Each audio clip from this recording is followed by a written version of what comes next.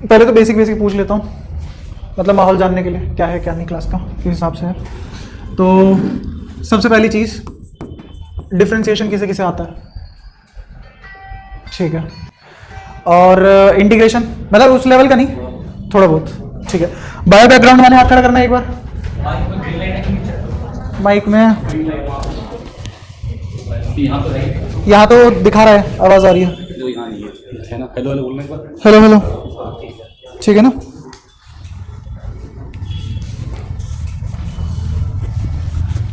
हाँ तो differentiation basic basic, हाँ तो हम थे बायो वाले बैकग्राउंड पे। बायो वाले बैकग्राउंड वाले कितने बच्चे हैं, थोड़ा ऐसे हाथ खड़ा किया करो, ठीक है। तो बायो वाले से स्पेशली ये सवाल है कि डिफरेंशिएशन आती है थोड़ी बहुत, ठीक है। तो जिससे पूछूंगा वो बताएगा, जैसे x to the power n का डिफरेंशिएशन कर दो तो कितना आएगा, कहाँ n x to the power n minus 1। अच्छा लगे हाथ, अगर x की बजाय मैं sine theta to the power n का डिफरेंशिएशन करूं तो इसका क्या आएगा, साइन थीटा है ना, तो एक काम करो x लो, तुम ज्यादा बेटर रहेगा, x के रिस्पेक्ट में करना। और वाह हो गया, अच्छा लैग हुआ था वो, ठीक है। हाँ तो मतलब दोबारा लिख देता हूं, इसका क्या आएगा n, ठीक है, रूट x का 2 रूट x, अच्छा under root x square plus ए स्क्वायर का, जहां पे गिवन है कि a कांस्टेंट है, a कैसा है कांस्टेंट है, इसका बोलो 1/2 प्लस ए स्क्वायर, ऊपर 2x, 2 से 2 कट गया तो x by under root x square plus A square बच गया। कितने लोग इसे डायरेक्टली लिख सकते हैं यहां से, यहां, ठीक है, मतलब मोस्टली वही मैथ्स के बैकग्राउंड वाले। तो बाय वाले को समझ आ रहा है, इशू बाय वाले के साथ रहता है जहां गणित आती है, ठीक है। अच्छा और इंटीग्रेशन में यहीं पे ही अगर मैं x to the power n को इंटीग्रेट कर दूं तो क्या आएगा answer, x to the power n plus 1 upon n plus 1। अच्छा तो लगे हाथ 1 अपॉन x का इंटीग्रेशन कर लो, तो ये वाला फॉर्मूला क्यों नहीं लगा, क्योंकि यहाँ पे एक ब्रैकेट होता है जो इग्नोर किया जाता है कि n माइनस 1 के बराबर नहीं होना चाहिए, और यहाँ पे n माइनस 1 के बराबर है, तो इसलिए इसका एक्सेप्शन है, log x आएगा। अगर इस इंटीग्रेशन में लिमिट्स नहीं है, अगर इस इंटीग्रेशन में लिमिट्स नहीं है तो प्लस सी आएगा, और अगर लिमिट्स है तो प्लस सी नहीं आएगा। ये छोटी छोटी बातें, ठीक है। अच्छा मैथ्स कितना बैकग्राउंड क्लियर है तुम्हारा, ठीक है। ग्राफ व्राफ वगैरह के बारे में क्या ख्याल है, ग्राफ के बारे में क्या ख्याल है, ग्राफ वगैरह आते हैं थोड़े बहुत। बाइनोमियल एक्सपेंशन, चलो ग्राफ से पहले एक बार बाइनोमियल एक्सपेंशन पे भी आदत है। अगर x plus y to the power n है, इसको ओपन करना आता है, कैसे करते हैं बोलो, NC0, ठीक है, फिर आगे लिखते चल जाएंगे, लास्ट टर्म बोल दो कि क्या आएगी। अच्छा ऐसे भी तो लिख सकते हैं, सिर्फ y to the power n आएगा, कुछ नहीं आएगा, और शुरुआत में x to the power n आएगा। बाकी कोफिशिएंट कौन डिसाइड करेगा, फैक्टोरियल किसका, ये परम्यूटेशन कॉम्बिनेशन जो भी होता है, इसे कॉम्बिनेशन बोलेंगे परम्यूटेशन बोलेंगे, कॉम्बिनेशन, फॉर्मूला आता है ना इसका, एक NCR एक NPR, ठीक है। तो लेकिन अगर यहीं पे वो बोल दे कि x plus y to the power n बताओ, जबकि x बहुत ज्यादा छोटा है y से,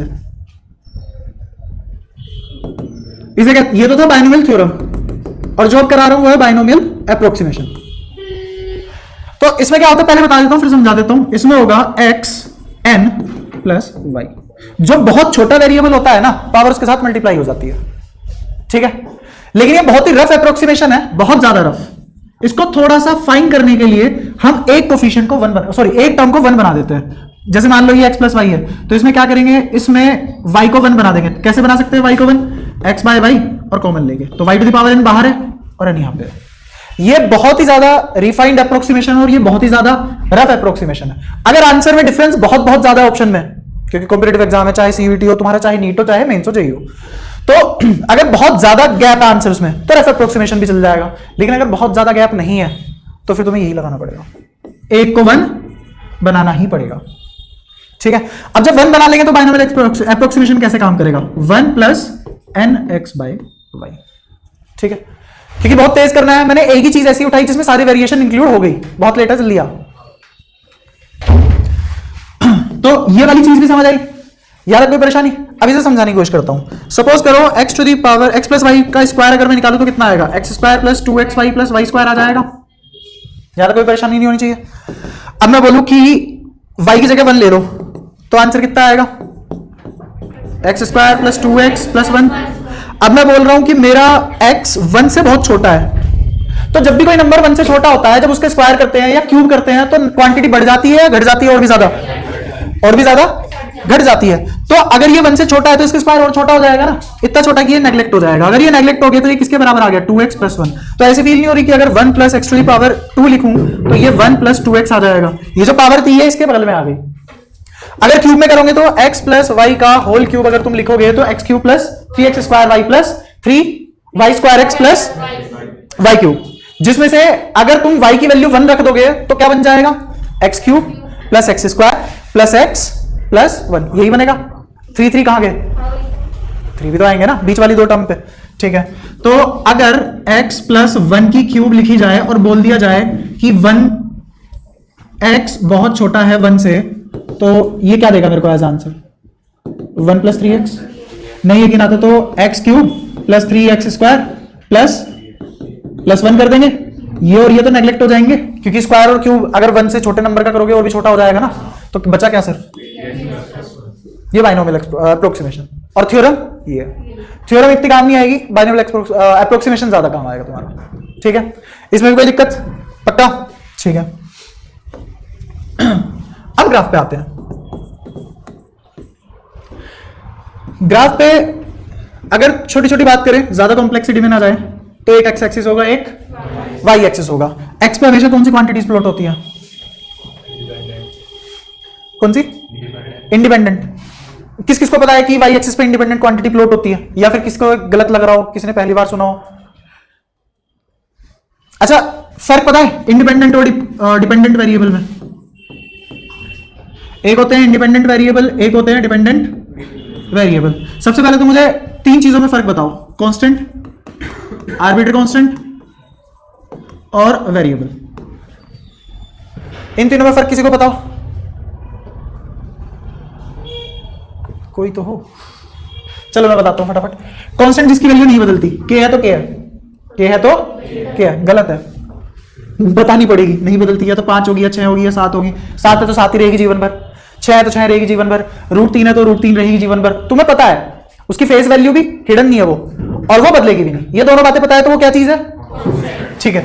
आर्बिट्ररी कांस्टेंट है के, सी, या फिर जो भी तुम वेरिएबल का नाम देना चाहो, मतलब इसकी तुम्हें वैल्यू नहीं पता होगी, लेकिन जो भी इसकी वैल्यू होगी इंटरनली वो कभी चेंज नहीं हो सकती।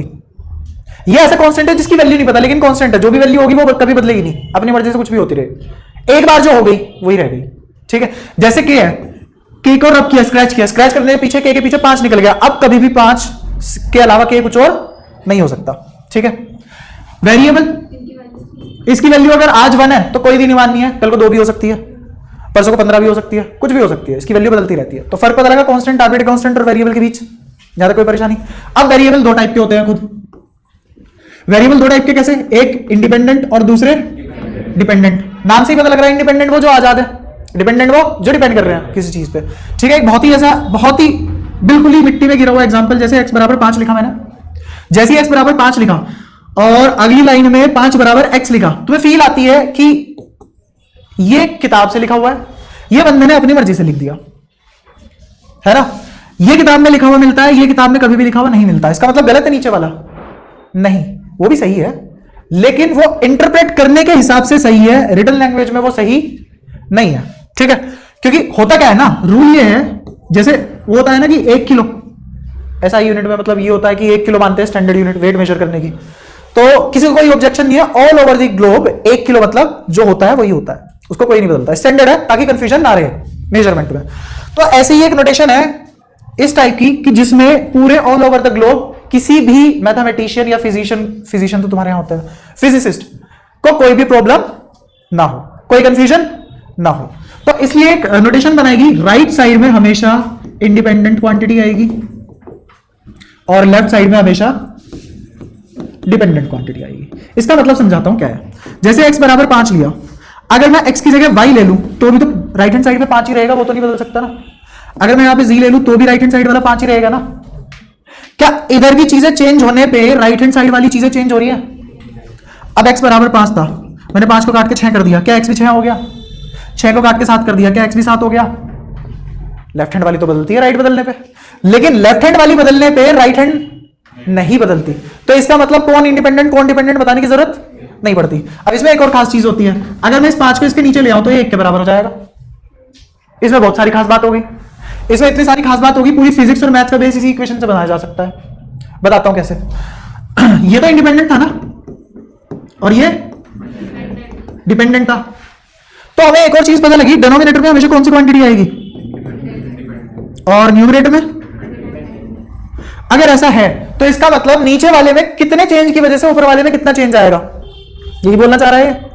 नीचे वाले के चेंज की वजह से ऊपर वाले में कितना चेंज, क्योंकि नीचे चेंज आएगा तभी ऊपर चेंज आएगा। ऐसा कभी नहीं होगा ऊपर चेंज आ रहा है नीचे चेंज हो सकता है, यही तो समझा रहा था तुमसे। ऊपर वाले में चेंज हो नीचे वाला चेंज ना भी हो, फर्क नहीं पड़ता, तभी तो वो इंडिपेंडेंट है। अगर ऊपर वाला चेंज होता है कोई जरूरी नहीं है नीचे वाला चेंज हो, तभी वो डिपेंडेंट और इंडिपेंडेंट का खेल आता है ना। लेकिन अगर नीचे वाला चेंज हुआ, गारंटी है क्या ऊपर वाला चेंज हो जाएगा? हाँ। अभी जो बोला वो समझ आया कि नहीं? दोबारा बोल के बताओ कोई एक, जैसे क्या क्या बोला अभी? लास्ट वाली 2 लाइन, नहीं बैठे बैठे, लास्ट वाली 2 लाइन। सर कभी भी डिपेंडेंट चेंज नहीं होगा, इंडिपेंडेंट चेंज होगा, वैल्यू इंडिपेंडेंट चेंज नहीं होगा। इंडिपेंडेंट ही तो चेंज नहीं होता, डिपेंडेंट तो चेंज हो जाता है ना। हाँ उल्टा बोल गया। सर नीचे वाले डिनोमिनेटर चेंज होगा तो ऊपर वाले पे फर्क पड़ेगा, गारंटी है।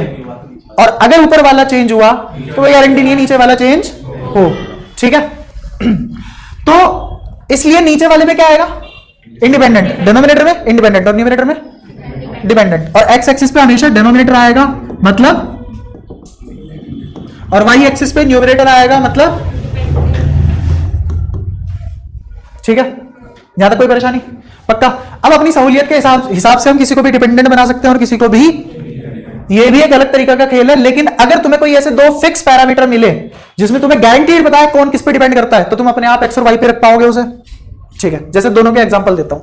पहले वाले का एग्जांपल जिसमें तुम खुद से पहचान लोगे कौन किस पे डिपेंड कर रहा है। अगर मैं वीटी ग्राफ बनाऊं तो वी कहां पे रखोगे? वाई पे, एक्स पे? क्यों रखा गया वाई पे? क्योंकि वी टी पे डिपेंड कर रहा है, टी वी पे डिपेंड। दूसरा एग्जांपल लेता हूं, पी और वी कौन सा कहां रखोगे? प्रेशर और वॉल्यूम। इसमें अब तुम्हें कोई एक कांस्टेंट बनाना पड़ेगा। और ये दूसरे वाली थीम का एग्जांपल हो गया। बहुत लेट, बहुत ज्यादा लेट, बैठ जल्दी। ये दूसरे वाली थीम का एग्जांपल हो गया। अरे बाहर नहीं, अंदर बैठना।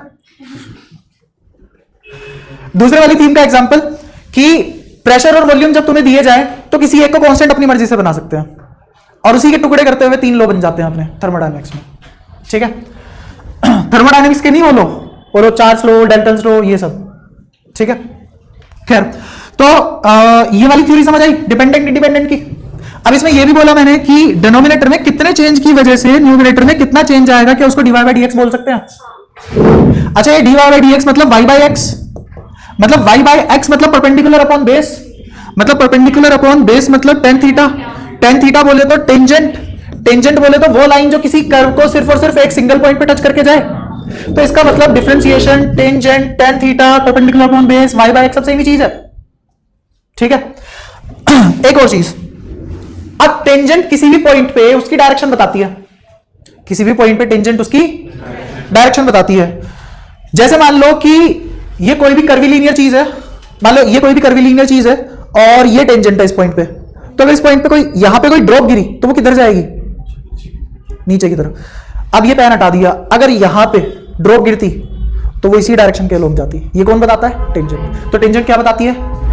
डायरेक्शन। डायरेक्शन बताती है, तो इसका मतलब यहां से मुझे डायरेक्शन भी पता लगेगी। डायरेक्शन पता लग रही है, टेंजेंट बता रही है, इसी को हम स्लोप भी बोलते हैं। क्या बोलते हैं? और स्लोप को y equals to mx plus c में, ये जो m लिखा हुआ है ये भी स्लोप होता है। तो चाहे ये क्वांटिटी हो, चाहे ये, चाहे ये, चाहे ये, चाहे ये, या फिर ये, सब एक ही बात है। और कैसे रिलेट होते हैं? डिपेंडेंट और इंडिपेंडेंट के खेल से। यहां तक सारी चीजें क्लियर। अब तुम्हारे ग्राफ सेटल होते चले जाएंगे। इसमें किसी को कोई डाउट पूछना है? किसी को कोई चीज समझ नहीं आ रही? 2 नियम है क्लास के, पुराने वालों को पता होंगे, नए वालों को बता देता हूं। 2 नियम ये होते हैं कि तुम कितनी बारी पूछ लो फर्क नहीं पड़ता, तुम किल साहब आओगे नहीं पूछ पूछ के। लेकिन अगर आज के दिन तुमने नहीं पूछा और कल के दिन तुम बोलते हो पिछली क्लास में समझ नहीं आया, पूरी रामकथा दोबारा बांच दो, तो फिर दिक्कत है। या फिर मैंने तुमसे पूछ लिया और तुम नहीं बता पाए बाद में, तो फिर दिक्कत है, ठीक है। और अब 4-5 बच्चे तो हो नहीं है, तो मेरी मजबूरी भी नहीं है, मैं एक आधे को भगा भी सकता हूं अगर गलत तरीके से काम किया तो, ठीक है। ये नया रूल है। हाँ क्या ये वाला रिकॉर्डिंग में आ जाएगा पक्का। तब भी समझ में नहीं आया ना, क्योंकि तू मिस कर चुका। पक्की बात है, जिसने मिस किया उसको तो समझ में आएगा ही नहीं। ये वाला पोर्शन जब तू रिकॉर्डिंग में देखेगा तब समझ में नहीं आएगा ना। क्या नहीं, आगे का कुछ टाइम बाद समझ में आना शुरू हो जाएगा, ऐसा नहीं बिल्कुल भी समझ नहीं आएगा, ठीक है। क्योंकि बहुत ज्यादा कराने वाला हूं, तो पक्की बात है ये वाला टॉपिक हट के दूसरा भी आएगा। तो इसमें किसी को कुछ पूछना अभी पूछ लो। अगली क्लास में तुम्हारे पास 2 ही ऑप्शन होंगे, या तो तुम्हें ये सारी चीजें पता होगी या तुम गायब हो जाओगे खुद से या मेरे थ्रू। कुछ पूछना है? ठीक है। तो इतना सन्नाटा काफी था कुछ ना पूछने के लिए। तो मैं मान के चलता हूं सबको समझ में आया। ये x ये y। तो जैसा कि अभी हमने देखा y equals to mx plus c एक जनरल इक्वेशन होती है। c y इंटरसेप्ट होता है। y इंटरसेप्ट वो होता है ओरिजिन से लेके जिस पॉइंट पे लाइन y को कट कर रही है वहां तक की दूरी। एग्जांपल के तौर पे जैसे सपोज करो अगर मैं ये लूं तो ये ओरिजिन है, ये लाइन y को यहां पे कट करके गई है, तो ये वाली जो दूरी होगी इसको क्या बोलेंगे? y इंटरसेप्ट, ठीक है। m क्या है यहां पे? स्लोप। और y और x क्या है? कोऑर्डिनेट्स। कितना x पे कितना y है? कितने x पे कितना? तो अगेन डिपेंडेंट कौन? y। इंडिपेंडेंट कौन? x में कितना चेंज होने की वजह से y में क्या चेंज हुआ कोऑर्डिनेट में, वही क्या है? ये रिलेशन। स्ट्रेट लाइन में y और x के बीच में क्या रिलेशन है ये कौन बताता है? ये लाइन बताती है general, y equals to mx plus c। अब जैसे इक्वेशन लेते हैं y equals to √3x minus 2। बताओ इक्वेशन कैसी? सबसे पहले तो मैं इंटरसेप्ट पता है, y इंटरसेप्ट कितना है? -2, तो 0, -2, ठीक है। दूसरा मेरे को स्लोप पता है कितना है? √3। और स्लोप किसके बराबर होता है? m बोले तो tan थीटा। tan थीटा √3 मतलब थीटा कितना? तो लाइन तो बनेगी 60 डिग्री पे बनेगी। और एंगल हमेशा एंटी क्लॉकवाइज मेजर करते हैं x एक्सिस से। एंटी क्लॉकवाइज के क्लॉकवाइज? Anti clockwise. तो इस पॉइंट को कट करके जाएगी, एक सीधी लाइन होगी और वो एंगल 60 डिग्री तभी बना पाएगी x एक्सिस से जब उसका स्लोप इस तरीके का होगा। और जरूरी है x एक्सिस से निकालना एंगल। अगर मैं यहां पे एक लाइन खींच दूं पैरेलल और यहां एंगल मेजर कर लूं, वो भी कितना मिलेगा? नाम क्या है इन दोनों एंगल का? कोरेस्पोंडिंग एंगल्स, ठीक है। अच्छा अगर ये एक और पैरेलल लाइन खींचूं तो ये वाला एंगल कितना? एक और पैरेलल लाइन खींच दूं कितना? ये एंगल कभी बदलेगा क्या? इससे क्या पता लगता है? स्लोप कांस्टेंट है। इससे क्या पता लगता है? स्लोप कांस्टेंट है, ठीक है।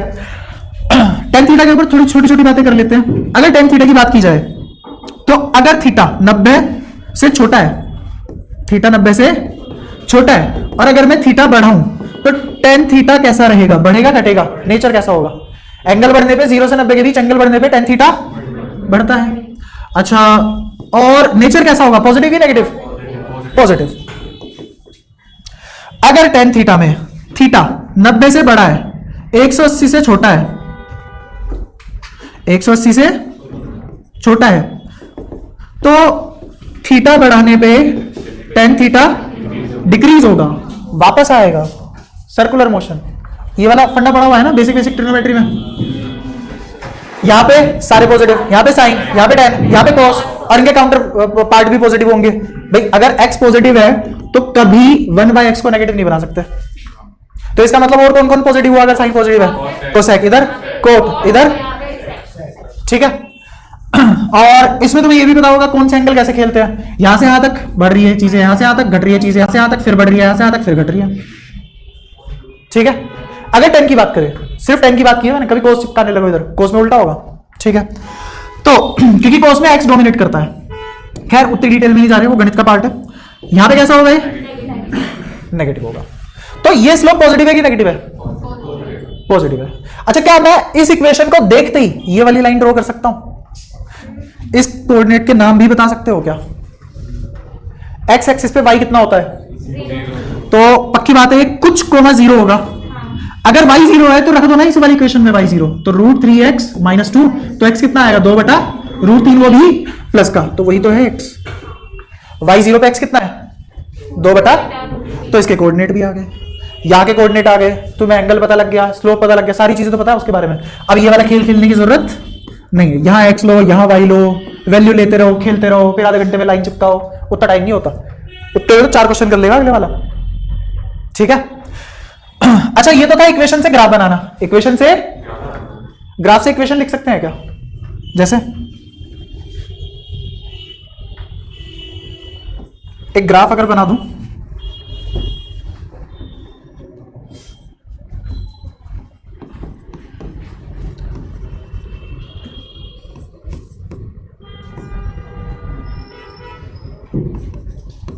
इसकी इक्वेशन लिख सकते हो क्या? इस ग्राफ की इक्वेशन लिख सकते हो क्या? ये x है और ये y एक्सिस है। y इक्वल्स टू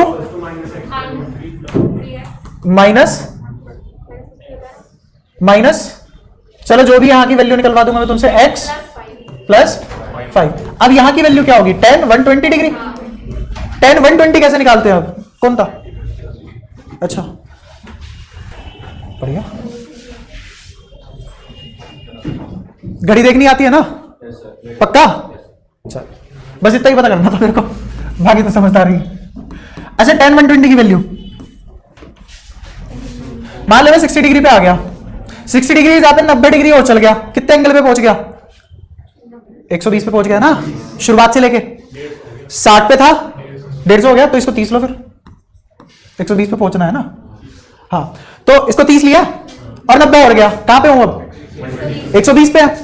तो यहां से लेके यहां तक 90 है, अगर यहां से लेके यहां तक 90 है तो ये वाला एंगल बता सकता है कोई कितना रहा होगा? टोटल कितना होना चाहिए सारा हिसाब? 180 होना चाहिए, अभी 120 बैठ रहा है तो ये 60 हुआ ना। तो यहां से लेके यहां तक कितना एंगल कवर किया हमने? 100। यहां से यहां तक पूछ रहा हूं, बस 30 हुआ ना, ये पूछ रहा हूं बस। अब मेरे को एक बात बताओ, या तो मैं 120 एंटी क्लॉकवाइज इधर से इधर आ जाऊं, सबको दिख रहा है ना, रिफ्लेक्शन तो नहीं, और या फिर यहां से लेके यहां तक 60 पे आ जाऊं, पहुंचूंगा तो इसी कोऑर्डिनेट पे, कोई फर्क तो नहीं है। तो एक काम करो ना, tan 60 निकाल लो tan 120 की जगह, कितना आएगा? tan 60 कितना आएगा? √3। √2 कौन है? या मेरे को ही सुनाई दे रहा, सॉरी।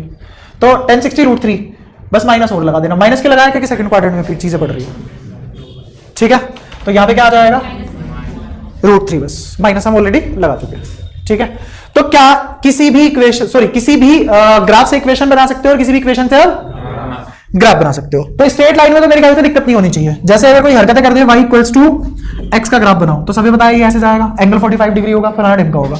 अगर ये बोल दे 1/√3x है, तो सभी पता होगा एंगल 30 डिग्री होगा 45 की जगह, लेकिन लाइन ऐसी होगी, ठीक है।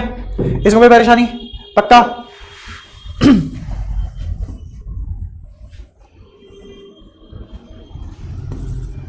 1 2 ठीक है, 3 4 5 6 7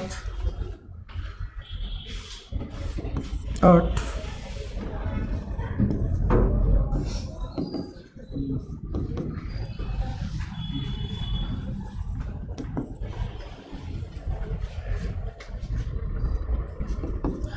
इन सभी पे नेचर ऑफ स्लोप बताना है। यहां पे स्लोप पॉजिटिव नेगेटिव, यहां पे स्लोप, यहां पे, यहां। अच्छा एक और चीज ऑब्जर्व करने को मिलती है, यहां 0 हुआ, यहां पॉजिटिव और बढ़ता गया, या घटता गया? यहां से लेके यहां तक बढ़ता गया, घटता गया, स्लोप घटता गया, तभी तो 0 हो पाया होगा। मतलब बढ़ भी रहा है और 0 भी हो गया, ये टोट के नहीं भाई। तो यहां से लेके यहां तक स्लोप और फिर 0, फिर बढ़ रहा है घट रहा है? लगे हाथ। एक और चीज पूछ लेता हूं, इसमें मेरे को बताओ, ये θ1 ये θ2, m1 m2, बोलो m1 और m2 में ग्रेटर देन लेस देन का साइन लगाना है, कौन किससे बड़ा है?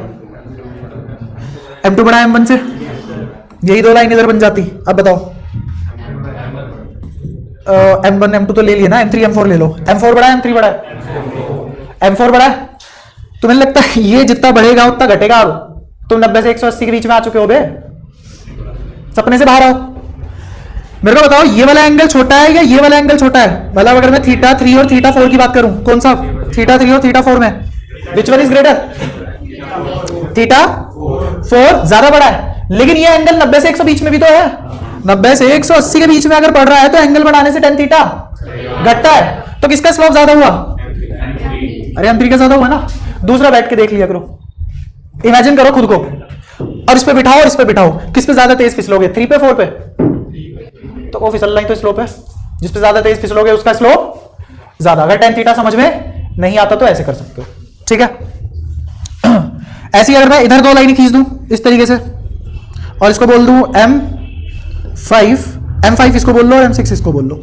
M5 और M6 में से बोलो M6। ऐसी दो लाइन अगर इधर आ गई तो नाम दे देता हूं M7 M8। M7 का स्लोप ज्यादा होगा, ठीक है। इन सभी बातों में किसी को कोई दिक्कत, ठीक है। हालांकि एंगल किसका ज्यादा बड़ा होगा, M8 का कि M7 का? M8 का एंगल ज्यादा बड़ा होगा एंटी क्लॉकवाइज अगर मेजर करोगे तो, ठीक है। तो कभी भी स्लोप अगर घट रहा है और फिर बढ़ रहा है बिना जीरो अचीव किए नहीं हो सकता ये काम। कभी भी स्लोप बढ़ रहा है और घट रहा है बिना जीरो अचीव किए काम पॉसिबल ही नहीं है, ठीक है। अच्छा, तो 4, 5, 6 में तुम्हें पता है स्लोप पॉजिटिव है थ्रू आउट, लेकिन किस पे ज्यादा है? 4, 5, 6 में से अरेंज कर सको तो अगर स्लोप 4 बड़ा होगा, फिर 5 ज्यादा बड़ा, फिर 6 कम होगा और 7 फिर से 0 हो जाएगा। यहां तक कोई परेशानी? अच्छा, 9 पॉजिटिव नेगेटिव, पॉजिटिव या नेगेटिव? टेंजेंट कैसी बनेगी? ऐसे बनेगी, एक्स एक्सिस ये बन गया, एंगल छोटा है 90 से तो पॉजिटिव। अच्छा, 8 पॉजिटिव, 0 फिर नेगेटिव नहीं, ये सबसे ज्यादा वो वाला पॉइंट है जो सबसे बाहर है, तो टेंजेंट ऐसे बनेगी। ये मैं खुद बता रहा हूं, ये ऐसा पॉइंट है जो कर्व के सबसे राइट मोस्ट साइड पे है, तो वो टेंजेंट कैसे बनेगी? 90 डिग्री ऑफ एक्स एक्सिस। तो यहां पे स्लोप कितना होगा? इनफाइनाइट। जब भी स्लोप 0 है, इनफाइनाइट होता है, पॉजिटिव नेगेटिव का कोई खेल नहीं होता। नेगेटिव में फिर भी एक बार को हो जाता है कि भी घटता नेगेटिव या बढ़ता हुआ पॉजिटिव वाला इंफिनिटी। तो नेगेटिव इंफिनिटी इधर, पॉजिटिव इंफिनिटी इधर एक्स एक्सिस में, वाई एक्सिस में तुम जानती हो कौन किधर जा रहा है, ठीक है। तो बाकी कर लोगे ना, इजी है, कोई खास बात? किसी को इसमें कोई चीज समझ ना आई हो? आने लग गया ना समझ में थोड़ा थोड़ा? और बताओ, नहीं आया कुछ समझ में, कुछ चीजें छूटी हो? 1, 2, 3 में घटा क्यों? ये एंगल है, फिर एक ये वाला एंगल है, फिर ये वाला एंगल 0 है, एंगल छोटा होता जा रहा है, tan थीटा भी छोटा होता चला जाएगा 0 से 90 के बीच में, तो स्लोप घटता चला जाएगा। दूसरा लॉजिक ये है, कोई भी चीज अगर 0 पे अप्रोच कर रही है तो पक्की बात है वो खुद से घट के जा रही होगी 0 के पास, ठीक है। तो ये स्लोप वाला लॉजिक क्लियर? यहां तक कोई परेशानी? तुम स्लोप अब किसी भी तरीके का कैसा भी स्लोप बता सकते हो, ठीक है। जैसे एक आधा और अगर पूछ लूं, इसमें बताओ ए पॉइंट और बी पॉइंट पे स्लोप कौन सा पॉजिटिव है, कौन सा नेगेटिव है, और बढ़ रहा है कि घट रहा है? ए से बी तक अगर जाऊं तो स्लोप बढ़ेगा कि घटेगा? बात ही नहीं हुई। बस बस बस बस बस बस मेरे से पूछना, स्लोप ए से बी घट रहा है बढ़ रहा है? पता नहीं मुझे ऐसा क्यों लग रहा है कि मैं गलत पढ़ लिया कुछ। बढ़ेगा घटेगा? बढ़ेगा ना। अच्छा, बी से ए पे जाओ, ये कोई हिम्मत रखता है इसको गलत करने की? डिक्रीज इंक्रीज, और ये इसको देख के भी बताया जा सकता है ना। तो खैर, तो अब पॉजिटिव और नेगेटिव बताओ, क्या दोनों पॉजिटिव दोनों नेगेटिव या एक पॉजिटिव एक नेगेटिव? दोनों पॉजिटिव।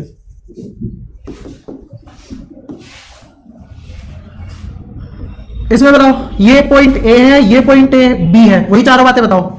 ए पे स्लोप पॉजिटिव नेगेटिव, बी पे स्लोप पॉजिटिव नेगेटिव, ए से बी की तरफ जाए तो घट रहा है बढ़ रहा है, या बी से ए की तरफ जाए घट रहा है बढ़ रहा है? ए से बी घट रहा है, बी से बढ़ रहा है। ए पे स्लोप नेगेटिव पॉजिटिव, बी पे स्लोप, ठीक है। इसमें ए यहां पे है, बी यहां पे है, इंक्रीजिंग डिक्रीजिंग?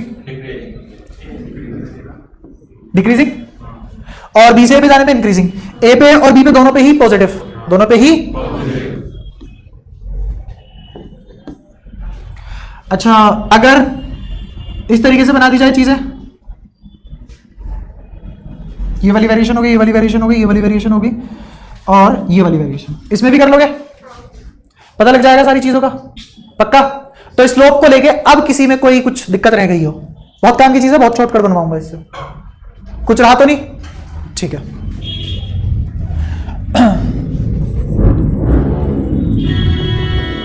अब थोड़ा सा क्वाड्रेटिक्स पे बात कर लेते हैं। क्वाड्रेटिक्स में क्या क्या जानते हो तुम? कम से कम जानकारी मैं फटाफट बता देता हूं एक बार, क्योंकि बहुत इजी है, इसमें टाइम खराब नहीं करना चाहिए। A x square plus b x plus c is, रुको जरा सब्र करो। अगर ये है तो ये क्या है? Quadratic function. इक्वेशन कहां से हो गई? और अगर ये है तो क्या है? इसमें क्या आते हैं? रूट्स की सॉल्यूशन। एक ही बात है दोनों, सच में एक बात है क्या? हाँ तो फिर अब बताओ, अगर क्वाड्रेटिक फंक्शन को सॉल्व करोगे तो क्या आता है? सॉल्यूशन। और इधर क्या आते हैं? वो अलग बात है, दोनों की वैल्यू एक ही होती है, बट वो नाम है बस, ठीक है। तो क्वाड्रेटिक पे अगर बात करें तो क्वाड्रेटिक में a 0 नहीं हो सकता, अलाउड नहीं है, b 0 हो सकता है और c b 0, बस a 0। इसका मतलब ये है जिसके ऊपर टोपी लगी हुई है उसके अगले वाला कोफिशिएंट कभी 0 या निल नहीं होगा, बाकी कुछ भी होता फिर वो क्वाड्रेटिक है। इसकी अनंत वेरिएशन हो सकती है, ठीक है। इसमें कितने टाइप के सॉल्यूशन हो सकते हैं? कौन कौन से? इमेजिनरी और रियल। अच्छा ये बताए कब कौन सा कैसे कैसे होता है? कब कौन सी क्वाड्रेटिक इक्वेशन हमेशा पॉजिटिव होती है, कब कौन सी हमेशा नेगेटिव होती है? नहीं बता तो इतनी डिटेल में नहीं जाते फिर, ठीक है, क्योंकि मेरे को बहुत सारी चीजें करानी है, लेकिन जरूरत पड़ेगी मैं बीच बीच में बता दूंगा, वो जहां जरूरत पड़ेगी वहां बता दूंगा, ठीक है। अब एक और जनरल इक्वेशन पे आते हैं क्वाड्रेटिक की, y इक्वल्स टू 4ax²। इस वाली इक्वेशन की बात करें, क्वाड्रेटिक का कोर मीनिंग क्या होता है? क्वाड्रेटिक का कोर मीनिंग होता है कि x की दो वैल्यूज आएंगी, x की दो वैल्यूज आएगी सेम फंक्शन के लिए। क्या बोला? आएंगी सेम फंक्शन के लिए। यहां पे क्या मतलब है? यहां पे क्या मतलब है? पैराबोला तो बाद में आएगा, क्यों आया पैराबोला वो बता देता हूं। ये y, ये x, ये y, ये x। इसको थोड़ा सा सोल्व करते हैं। मैं बोल रहा हूं इसको y इक्वल्स टू kx² चलेगा। अगर मैं बोलूं x equals to y by k का अंडर रूट, तो ये बात सही है क्या? इसमें कोई गलती है क्या? प्लस माइनस मिसिंग था ना, यही तो मेन चीज है। तो इसके दो सॉल्यूशन है कि नहीं? एक under root y by k, एक minus under root y by k। क्या दोनों ही इसके सॉल्यूशन है? इससे मुझे यह पता लग रहा है कि x की दो वैल्यू आ रही है y की एक वैल्यू के लिए। y यहां पे भी 5 रखूंगा, यहां पे भी 5 रखूंगा, एक पॉजिटिव आएगी एक नेगेटिव आएगी, x की दो वैल्यू आएगी y की। तो मुझे लगता है ये वाली इक्वेशन सेम गाना गा रही है। x² मतलब x की दो वैल्यू, किस y की एक वैल्यू के लिए x की दो वैल्यू आएगी। श्योर? तो ग्राफ कैसा बनेगा फिर इसका? पैराबोला, लेकिन कैसा बताता हूं कैसा। जैसे मान लो कि मैंने यहां पे कोई भी एक पॉइंट ले लिया इस टाइप से, या फिर यहां पे कोई एक पॉइंट ले लिया, ये पॉइंट y पे है, ये वाला पॉइंट y पे है।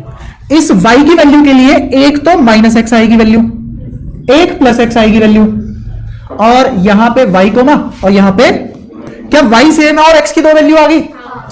यहां पे इस वाली y के लिए भी दो वैल्यूज आएंगी, इस वाली y के लिए भी दो वैल्यूज आएंगी, जितना उधर इतना उधर। तो क्या ये इस तरीके से बनेगा या फिर इस तरीके से बनेगा? वो स्टीपनेस बाद में देख लेंगे, वो स्लोप बताएगा, वो अलग बात है, लेकिन पता तो है ना कि बना कैसे। ये कर्वीलिनियर पाथ होगा और पैराबोला बनेगा। क्या बनेगा? पैराबोला बनेगा। अच्छा, अब इसमें ना चार वेरिएशन होती है, चारों स्टैंडर्ड वेरिएशन बता देता हूं। एक y इक्वल्स टू 4ax², एक y इक्वल्स टू, बिल्कुल, x इक्वल्स टू 4ay² और x इक्वल्स टू 4y² आगे माइनस। अब मैं इसमें एक और तरीका बता देता हूं, जो लोग इसमें हमेशा कंफ्यूज रहते हैं उसमें बता देता हूं। सपोज करो ये एक इक्वेशन थी, इस इक्वेशन में स्क्वायर किसके ऊपर है? तो उसकी दो वैल्यूज आनी है। अकेला कौन है? जिसकी लीनियर पावर है उसी के अबाउट ग्राफ सिमेट्रिक होगा, जिसकी पावर उसके अबाउट ग्राफ सिमेट्रिक होगा। इस वाले में आते हैं, ग्राफ किसके अबाउट सिमेट्रिक होगा? और अगर पॉजिटिव है तो ऊपर की साइड, ऐसे भी बन सकता है, ऐसे भी बन सकता है, कैसे भी बना लो, उसमें कोई दिक्कत नहीं है, लेकिन डायरेक्शन ऊपर की तरफ खुली होगी इसकी। इसमें सिमेट्री किसके अबाउट होगी? y के अबाउट। और बनेगा कैसे? नीचे। ऐसा नहीं है तुम्हें भी हमेशा काटना है ये ग्राफ, ऐसा भी बन सकता है। इसमें सिमेट्री किसके अबाउट होगी? x के अबाउट होगी, लेकिन पॉजिटिव की साइड। और ऐसे ही इसका, ठीक है। तो अगर तुम्हारे सामने एक सुंदर सा चित्र बना दिया जाए इस टाइप का, तो इस वाले की इक्वेशन बता सकते हो? उधर नहीं देखना, किसके अबाउट सिमेट्रिक है? x के अबाउट सिमेट्रिक है, तो पावर 1 किसकी होगी? तो x इक्वल्स टू 4a, और पॉजिटिव था इसलिए पॉजिटिव लगाया, ठीक है। बाकी सब पूरे कर लोगे, लिखी जाएगी इक्वेशन उनकी भी, ठीक है। तो तुम्हें पैराबोला भी बनाने आ गए। अब इन सब ग्राफ को बटोरने के बाद, इन सब ग्राफ को बटोरने के बाद मैं अगर बोलूं v equals to u plus 80, ये ग्राफ बनाओ। चलो माइनस बाद में लेंगे, सॉरी टाइम वेस्ट ना करते हुए थोड़ा सा पहले ये वाला ग्राफ प्लॉट कर लेते हैं। v equals to u minus a t. तो मैं बताया ना a, अगर a की जगह यहाँ पे g ले लूं तो ये कांस्टेंट हो गया। तो अब तुम्हें इसका ग्राफ प्लॉट करना है, बताओ कैसे कैसे प्लॉट करोगे। वेरिएबल कौन कौन है यहाँ? v, u और t, 3 वेरिएबल है, लेकिन कौन से 2 वेरिएबल की यूनिट सेम है? v और u। तो वो तो सेम ही फिजिकल क्वांटिटी है ना, 2 अलग अलग वैल्यूज है सेम वेरिएबल की, तो उसको 2 वेरिएबल नहीं गिनेंगे। ठीक है, तो टाइम इधर आएगा, रीजन इंडिपेंडेंट, और v इधर आएगा, रीजन। यहां u क्यों नहीं लिख रहा? u तो सिर्फ एक स्पेशल केस है इनिशियल का, बाकी जनरल तो v है। ठीक है, अब इसका ग्राफ प्लॉट करना है। तो ग्राफ प्लॉट करने के लिए मैं इस इक्वेशन को ऐसे लिख सकता हूं, माइनस gt प्लस यू लिख सकता हूं। ये y इंटरसेप्ट है, तो कोई पॉइंट होगा जिसका नाम होगा u0, u। इसका स्लोप ये होगा, ये तो वेरिएबल है, तो स्लोप क्या है? m इक्वल्स टू माइनस जी, मतलब tan थीटा। ये होगा, ये माइनस है या प्लस है? माइनस है, तो स्लोप इज नेगेटिव, मतलब एंगल थीटा 90 से बड़ा। तो लाइन ऐसे बनेगी या ऐसे बनेगी? पहले वाला दूसरे वाला? पहले वाला। तो लाइन ऐसे बनेगी।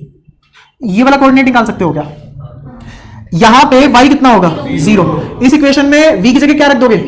0। तो t कितना आ जाएगा? u बाई जी। तो u बाई जी यहां का कोऑर्डिनेट आ गया। या तो कोई परेशानी? तो बस ये ग्राफ बन गया। अब मैं आगे से तुम्हें काइनेटिक में बहुत सारे ग्राफ बनवाऊं अलग अलग से, तो फायदा नहीं है ना उस चीज का। अब मैं तुम्हें बहुत सारे ग्राफ बनवाऊंगा, ठीक है, एक के बाद एक करके। अच्छा, अब मेरे को एक ग्राफ बना के दिखाओ तुम। ये वाई एक्सिस, ये x axis, kinetic energy half m v square होती है, सभी पता है। बस इसका ग्राफ प्लॉट करना है। काइनेटिक एनर्जी, अरे मास तो कांस्टेंट होगा ना, क्या चीज? हाँ, क्योंकि v का स्क्वायर आ गया, 2 वेरिएबल है, और तुम्हें पता है y एक्सिस पे काइनेटिक एनर्जी लिखवाता है वो, और इस पे v लिखवाता है। ग्राफ y के अबाउट सिमेट्रिक होगा, y के अबाउट सिमेट्रिक होगा तो कैसे बनेगा? इस तरीके से बनेगा। क्या यही होता है काइनेटिक एनर्जी और वेलोसिटी का ग्राफ? आ गया। ऐसे ही अगर मैं बोलूं u इक्वल्स टू माइनस के एक्स स्क्वायर, इसमें क्या है? Spring constant. u क्या है? Potential energy. इनमें बहुत डिटेल में बात करेंगे, अभी ग्राफ की बात हो रही है तो मैं थोड़ी सी प्रैक्टिकली दिखा रहा हूं। इसका ग्राफ कैसे बनेगा? सिमेट्री किसके अबाउट? y के अबाउट। अच्छा, अगर गलती से मैंने u यहां ले लिया तो सिमेट्री किसके अबाउट आ जाएगी?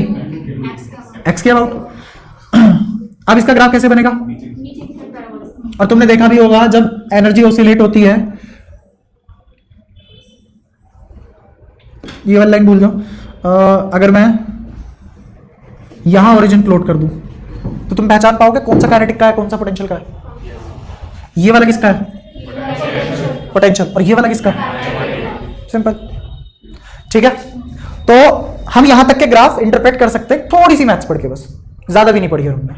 कौन सी क्लास? अरे चल रही है यही वाली।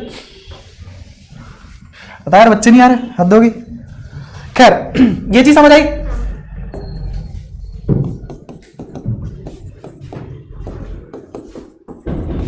इसका ग्राफ प्लॉट करना जरा,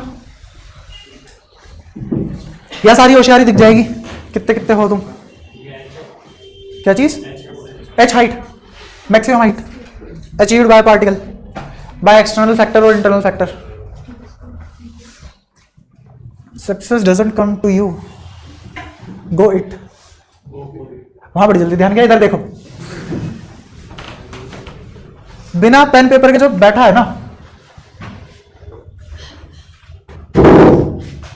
वो बुरा इंसान है, क्या ही बोलूं।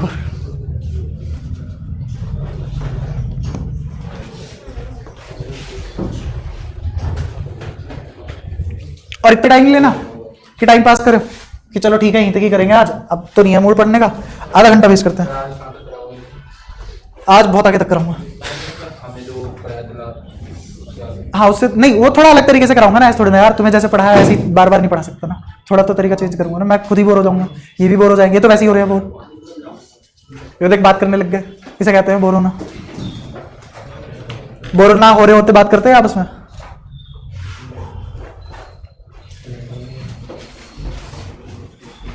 इसका मेरे को पता है, ये बोर हो रहा हो ना हो रहा हो, ये बात करेगा और पेट में दर्द हो जाएगा, है ना।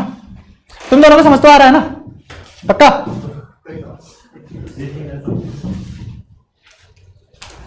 इंटरप्रिटेशन ठीक है, बट अगर वैसा ही बनना होता तो मैं देता क्यों? देखो इधर, मुझे पता है ग्राफ की फीलिंग छोटी सी अगर कोने में बनाऊं तो ये वाली है ना। अगर यूटी भूल जाओ थोड़ी देर के लिए तो ग्राफ वैसा बनेगा जिसमें हाइट यहां पे आएगी और टाइम यहां पे आएगा और हाइट के अबाउट सिमेट्रिक होगी क्योंकि उस वेरिएबल की पावर 1 है। ठीक है, अब थोड़ा सा और देखते हैं इसको। एक काम करना, एक पॉइंट तो लेना ओरिजिन हमेशा, बहुत इजी पड़ेगा और एक सेकंड में चीज आएगी। एक पॉइंट तो हमेशा लेना है ओरिजिन, और दूसरा पॉइंट कहीं भी ले लेना एक्स एक्सिस पे, मर्जी है तुम्हारी, एक्स एक्सिस पे कहीं भी ले लो। दूसरा पॉइंट यहां ले लिया, दूसरा पॉइंट यहां ले लिया, मुझे इसका एक्स नहीं पता लेकिन मुझे इसका कोऑर्डिनेट पता है, एक्स 0 है और एक्स पता लगती कोऑर्डिनेट भी आ गया पूरा का पूरा। तो जब y 0 है तो रख दो ना इसमें, तो h बराबर 0 कर दो। क्यों किया? क्योंकि ये वाला पॉइंट चाहिए मेरे को। तो जब h बराबर 0 किया तो ut बराबर हाफ gt स्क्वायर आने लग गया, हाँ कि ना। यहां पे t से t कट गया तो t equals to 2u by g आने लग गया और एक वैल्यू 0 भी आएगी जिसका तुम गला घोट के आए हो। ऐसे सोल्व नहीं करते इक्वेशन, कैसे सोल्व करते हैं बताता हूं। 0 equals to ut minus half gt square लिखा हुआ है, t कॉमन लिया तो यहां पे क्या आ गया, u माइनस हाफ gt। अब एक टाइम की वैल्यू आएगी 0 और दूसरी टाइम की वैल्यू आएगी 2u बाय g। एक तो 0 हम यहां काउंट कर चुके हैं, ठीक है। दूसरी x कितना आ गया, 2u बाय g। अब इन दोनों को कट करके जाएगा ये वाला पैराबोला, तो इन दोनों को कट कब कर पाएगा, जब ऐसा बनेगा। और इधर वाली लाइन नहीं बनाते, क्यों नहीं बनाते, टाइम नेगेटिव नहीं हो सकता, तो ये ग्राफ बन गया इसका। ऐसा प्लस का बना के दिखाओ मेरे को फटाक से।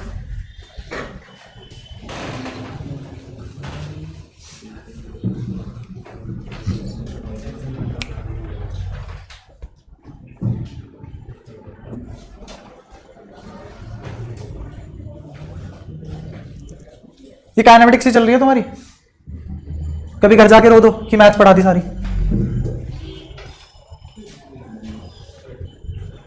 क्लास फिजिक्स से मैथ्स पढ़ के आया, बायो वाले तो शायद मनी मन में कोर्स भी रहे होंगे, ये थोड़ा ना पढ़ना था। हेल्प मिलेगी, बट पक्का हेल्प मिलेगी तुम्हें, न्यूमेरिकल बहुत जल्दी सोल्व होंगे तुमसे, टारगेट वही है क्योंकि सीरियस ही नहीं है। ऑप्शन आएंगे उनमें से टिक करना है और न्यूमेरिकल होंगे मोस्टली।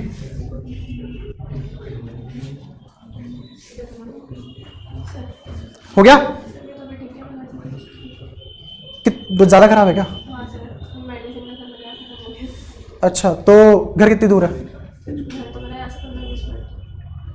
जा पाएगी अकेले? पक्का? एक बार नीचे सर हो ना, उनको बोल देना। होगा नीचे कोई तो होगा, ऊपर, हाँ मतलब ऊपर, मेरे को नहीं पता ना ऊपर। हाँ, एक बार अंशुल सर से बात कर लो और उसमें उनको बता भी देना कि ऐसे ऐसे बात है और मेरी तबीयत खराब है, और अगर कोई छोड़ भी देगा घर तक तो छुड़वा भी देगा। पक्का ना? हाँ, और ध्यान रखो भाई अपना, आए गए मौसम में तबीयत बहुत खराब होती है। आ गया? कैसा बना? कोऑर्डिनेट तो सेम ही रहेंगे, तो बनेगा कैसा? इधर वाला पोर्शन नहीं बनाएंगे, क्यों? ये वाला कोऑर्डिनेट कितना? यहां तो कोई परेशानी? पक्का?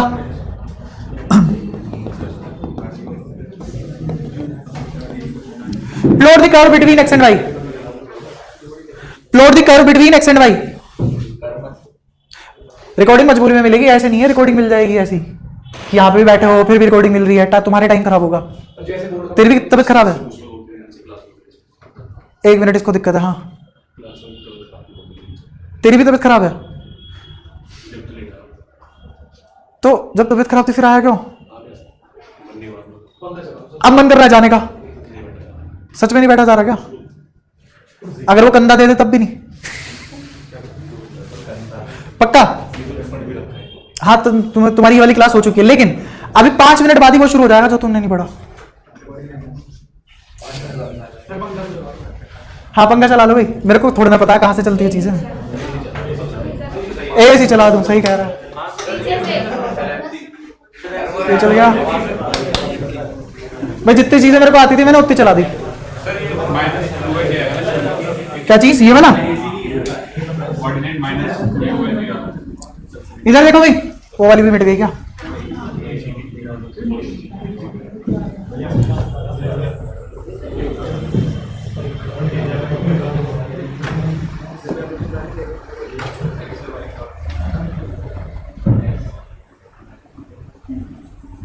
ये वाला नहीं बनाएंगे, सिर्फ ये वाला बनाएंगे। ये वाला होगा -2u/g। बिल्कुल सही कहा इसने, बस इसी चीज का इंतजार था। इसका भी बताओ अब। ग्राफ मतलब बनाना है। देखो मैं बताता हूं, एक काम करो, इसका स्क्वायर करो, इसका भी स्क्वायर करो और ऐड कर दो, तो x² + y² 1 के बराबर आता हुआ दिख गया। जिसका ओरिजिन 0,0 रेडियस, ठीक है। तो ग्राफ किसी भी तरीके से बन सकते हैं और अब तुम्हें ग्राफ को देख के चीजें सोल्व करनी आनी चाहिए। एक और सिनेरियो लेता हूं, अब सारे के सारे ग्राफ रिलेट करवाता हूं और कंबाइन करवाता हूं, ठीक है।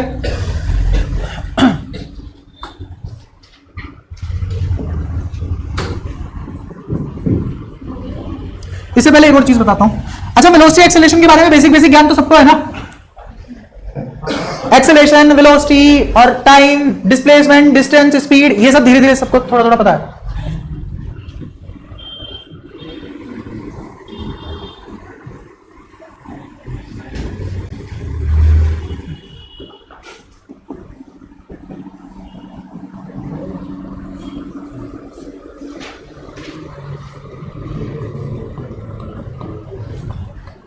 डिस्प्लेसमेंट टाइम ग्राफ है, ठीक है। डिस्प्लेसमेंट टाइम ग्राफ में पहला सेक्शन ओए का लिया, इसमें वेलोसिटी और एक्सेलरेशन के बारे में बताना है क्या क्या खेल है। ओ से लेके ए तक वेलोसिटी और एक्सेलरेशन के बारे में बताना है।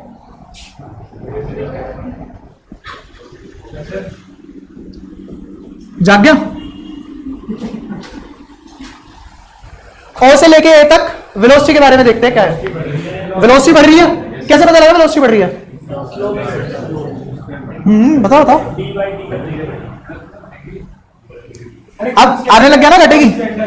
अरे वेलोसिटी कांस्टेंट ही है। अरे घूम रहा है कर में वो। इसके लिए ये ग्राफ और ये ग्राफ सेम है क्योंकि उधर पे स्लोप कांस्टेंट है। भाई आपस में बात, भाई साहब आपस में बातें नहीं है, पंखे वैसे चल के डिस्टर्ब कर रहे हैं, मत करो ऐसा। ये वाला ग्राफ, अरे मेरे को नहीं पता ना कहां से चल रहा है, इसे कहां से नहीं। तेरे को आता है चलाना, चला ले। वेलोसिटी कम हो रही है, धीरे धीरे आने लग गया है ना। अब पता लग रहा है कि वहां पे स्लोप और यहां ज्यादा है, तो ज्यादा से 0 कब हो सकता है? जब घट रही हो। तो इसका मतलब वेलोसिटी कम हो रही है। भाई साहब क्या हो, क्यों परेशान हो तुम दोनों? भाई जिस चीज को लेके हंस रहे हो मेरे को भी बताओ ना। अरे बड़ा खुश है, अभी तो खराब है, भी खुश हो गया।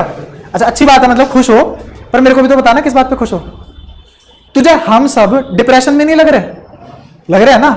तो तुम्हारा फर्ज नहीं बनता जिस बात को लेके तुम खुश हो हम भी खुश रहे। खैर बस फिर एक दो बार और बात कर लो भाई, फिर मैं भगाना शुरू कर दूंगा। अब इस वाले ग्राफ में जमीन आसमान का फर्क है। उसमें यहां से लेकर यहां तक स्लोप कांस्टेंट है, यहां से लेकर यहां तक स्लोप कांस्टेंट है, फिर वहां से लेकर वहां तक स्लोप कांस्टेंट है। इसमें स्लोप कांस्टेंट नहीं है। इतनी प्रचंड आवाज में कांस्टेंट नहीं बोलना होता। इन शॉर्ट समझ में आया ना सिनेरियो क्या है? तो ओ से लेके ए तक वेलोसिटी घट रही है कि बढ़ रही है? घट रही है। कहां है घट रही है? क्योंकि स्लोप डिक्रीज हो रहा है, इवेंचुअली 0 हो गया। इस पॉइंट पे भी 0 है। तो अगर मैं इस ब्लॉक का मोशन देखूं तो इनिशियली वेलोसिटी ज्यादा थी और स्लोप पॉजिटिव है नेगेटिव है? पॉजिटिव है। तो अगर स्लोप पॉजिटिव है, वेलोसिटी पॉजिटिव है, तो ये ब्लॉक इधर मूव करेगा। अगर इसको मैं ओरिजिन मान लूं, अब ये ब्लॉक यहां आ चुका और यहां पे आने के बाद इसकी वेलोसिटी कितनी होगी? 0। ठीक है। अगर ये वेलोसिटी पॉजिटिव है और घट रही है तो एक्सेलरेशन क्या होगी बताओ जरा? वेलोसिटी पॉजिटिव भी है, ये दोनों चीजें बतानी है। अब एक्सेलरेशन के बारे में, एक्सेलरेशन के बारे में चलो तुम बस साइन बता दो मेरे को, घटती बढ़ रही है वो मत बताओ। Acceleration positive negative? पॉजिटिव या फिर नेगेटिव? चलो ऐसे कर लेते हैं अभी। मेरे को बताओ पॉजिटिव वाले क्यों पॉजिटिव? 0 से तक बात हो रही है। हाँ 0 से लेके ए तक बात हो रही है अभी सिर्फ। एक्सेलरेशन नेगेटिव क्यों? नेगेटिव वेलोसिटी कम हो रही है। वेलोसिटी घट रही है, और अगर वेलोसिटी घट रही है तो गारंटी है तो ये नेगेटिव होगी। अब ए से लेके बी तक सेम चीजें करनी है। वेलोसिटी और एक्सेलरेशन के बारे में बातें। वेलोसिटी कैसे? स्लोप से, लेकिन नेगेटिव डायरेक्शन में बढ़ रही है ना, लेकिन नेगेटिव नहीं है। ध्यान से देखना, इससे ऊपर तो वेलोसिटी नेगेटिव होगी नहीं ना। श्योर? पक्का है? अरे v equals to ds by dt बोले तो टेन थीटा मतलब नेगेटिव, क्योंकि यहां पे हमेशा टेन थीटा 90 से बड़ा है, तो dv बाई dt इज, लेकिन बढ़ रही है, लेकिन बढ़ रही है किस डायरेक्शन में? नेगेटिव डायरेक्शन में, अपोजिट डायरेक्शन में। अब वेलोसिटी जीरो हुई और जीरो होने पे ये पलट गया और अब यहां मोशन शुरू करने लगा। बी पॉइंट पे वेलोसिटी कितनी होगी? मैक्सिमम। क्या कर रहे हो मेरे को बताओ, ये जीरो है, बढ़ रही है, ये जीरो है, तो यहां से लेके यहां तक घट रही होगी, यहां कहीं बीच में मैक्सिमम हुई होगी ना। चीजें आंखों से नहीं दिखती हैं, दिमाग से दिखती हैं। तो एक्सेलरेशन बाद में देखते हैं, पहले तो मुझे पता लगा कि यहां से लेके यहां तक वेलोसिटी बढ़ रही है। अच्छा, जब बढ़ रही है तो यहां से लेके यहां तक आएगी, तो यहां पे वेलोसिटी मैक्सिमम होगी, होगी कि नहीं होगी? अच्छा, लेकिन इसमें कमेंट कैसे करोगे? एक्सेलरेशन के बारे में क्या ख्याल है तुम्हारा? What do you feel regarding the acceleration? Acceleration positive negative, बढ़ रही है ट्री का नहीं बता सकते, negative positive, acceleration positive negative. अगर पॉजिटिव है तो बताओ क्यों? जो पॉजिटिव बोल रहा है, क्योंकि वेलोसिटी बढ़ रही है, लेकिन वेलोसिटी नेगेटिव डायरेक्शन में बढ़ रही है, तो एक्सेलरेशन को कौन सी डायरेक्शन अचीव करनी पड़ेगी अगर वेलोसिटी बढ़ानी है तो? अगर वेलोसिटी बढ़ रही है तो तुम्हें नहीं लगता कि एक्सेलरेशन की डायरेक्शन में रही होगी वेलोसिटी, तभी बढ़ रही होगी? भाई एक्सेलरेशन और वेलोसिटी अगर अपोजिट है तो वो घटेगी, वरना बढ़ेगी ना। तो एक्सेलरेशन के बारे में बताओ। नेगेटिव। अब बी से लेके सी पे, बी पॉइंट पे ये पार्टिकल बी पॉइंट पे होगा और ए पॉइंट पे सेम जगह पे होगा, क्योंकि वापस वहीं आ चुका है, ठीक है, लेकिन टाइम जा चुका। अब बी से लेके सी तक बताओ, वेलोसिटी के बारे में क्या ख्याल है? वेलोसिटी बढ़ रही है, घट रही है? घट रही है और नेगेटिव है। Acceleration, acceleration is positive. क्यों? क्योंकि घट रही है। कब घटेगी वो? जब एक्सेलरेशन अपोजिट डायरेक्शन में होगी। ऐसे मेरे को फोर्थ बता दो, सी डी, वेलोसिटी और एक्सेलरेशन। अब वेलोसिटी बढ़ रही है, पॉजिटिव नेगेटिव? स्लोप देखो, स्लोप देखो, पॉजिटिव रे, कहीं भी स्लोप खींच लो 90 छोटा ही बनेगा। Acceleration positive. यार कोई परेशानी? श्योर। तो अब यहां पे देखते हैं, ये पार्टिकल इधर गया, वेलोसिटी जीरो हुई, वेलोसिटी बढ़ी, मैक्सिमम हुई, फिर इधर गया, वेलोसिटी घटी और जीरो होगी, फिर इधर आया, फिर ऐसे ही होगा। तो इसी तो एसएचएम बोला करते हैं, और यही तो होता है एसएचएम में, और इसीलिए उसका ग्राफ ये बनता है, इसीलिए उसका ग्राफ ऐसा बनता है। और ये तुम्हारा पीवाईक्यू में से एक क्वेश्चन है, ये एम्स वगैरह जब हुआ करता था ना तब आया था, और उसने ऐसे पॉइंट दिए थे और 4 ऑप्शन दिए थे, और उसमें से बोला था कि कौन सा ऑप्शन करेक्ट नहीं है। तो उसमें एक ऑप्शन में बोला हुआ था कि बी से लेके सी में वेलोसिटी डिक्रीज कर रही है, नेगेटिव है, और एक्सेलरेशन भी नेगेटिव है। तो यही वाली गलत थी, यही वाला ऑप्शन गलत था, ठीक है। तो ये वाला ग्राफ समझ आया? इसमें कोई परेशानी? पक्का? यहां तक किसी भी ग्राफ में कोई दिक्कत? पक्का? श्योर? ठीक है। चल तो काइनेमेटिक्स ही रही है।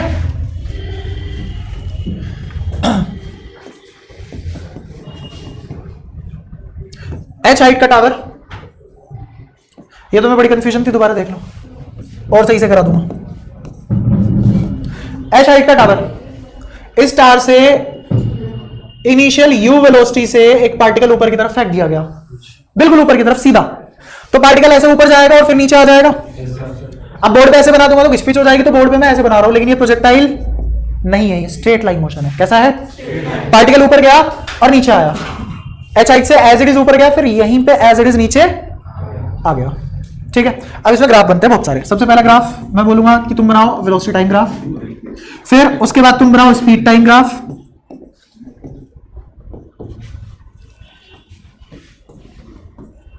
Displacement time graph, distance time graph,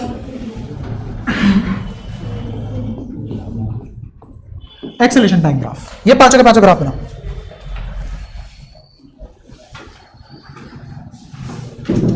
फटाफट ट्राई करो, ज्यादा टाइम मत लगाना। आ रहा है तो ठीक है, वरना कोई दिक्कत नहीं, खाली नहीं बैठना, दिमाग लगाना है उसमें, और ज्यादा टाइम वेस्ट नहीं करना। कम टाइम वेस्ट करोगे तुम्हारा भी फायदा, मेरा भी फायदा।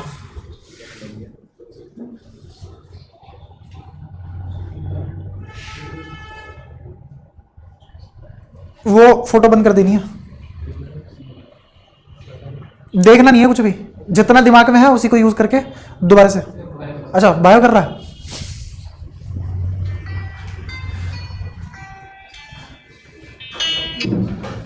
मैं रिकमेंड करूंगा कि एक बार दोबारा देख ले, ये वाली चीज तुम्हें कंफ्यूजन थी इसमें लास्ट क्लास में।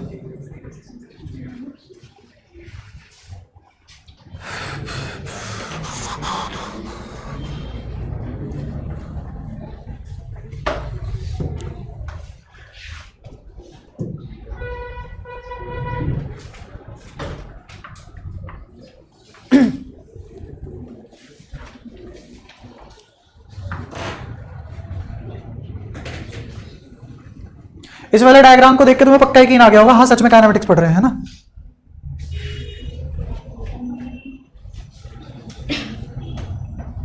डन।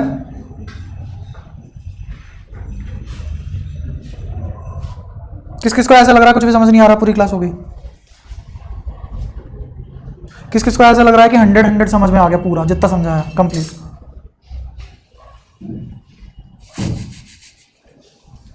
क्या चाहते हो?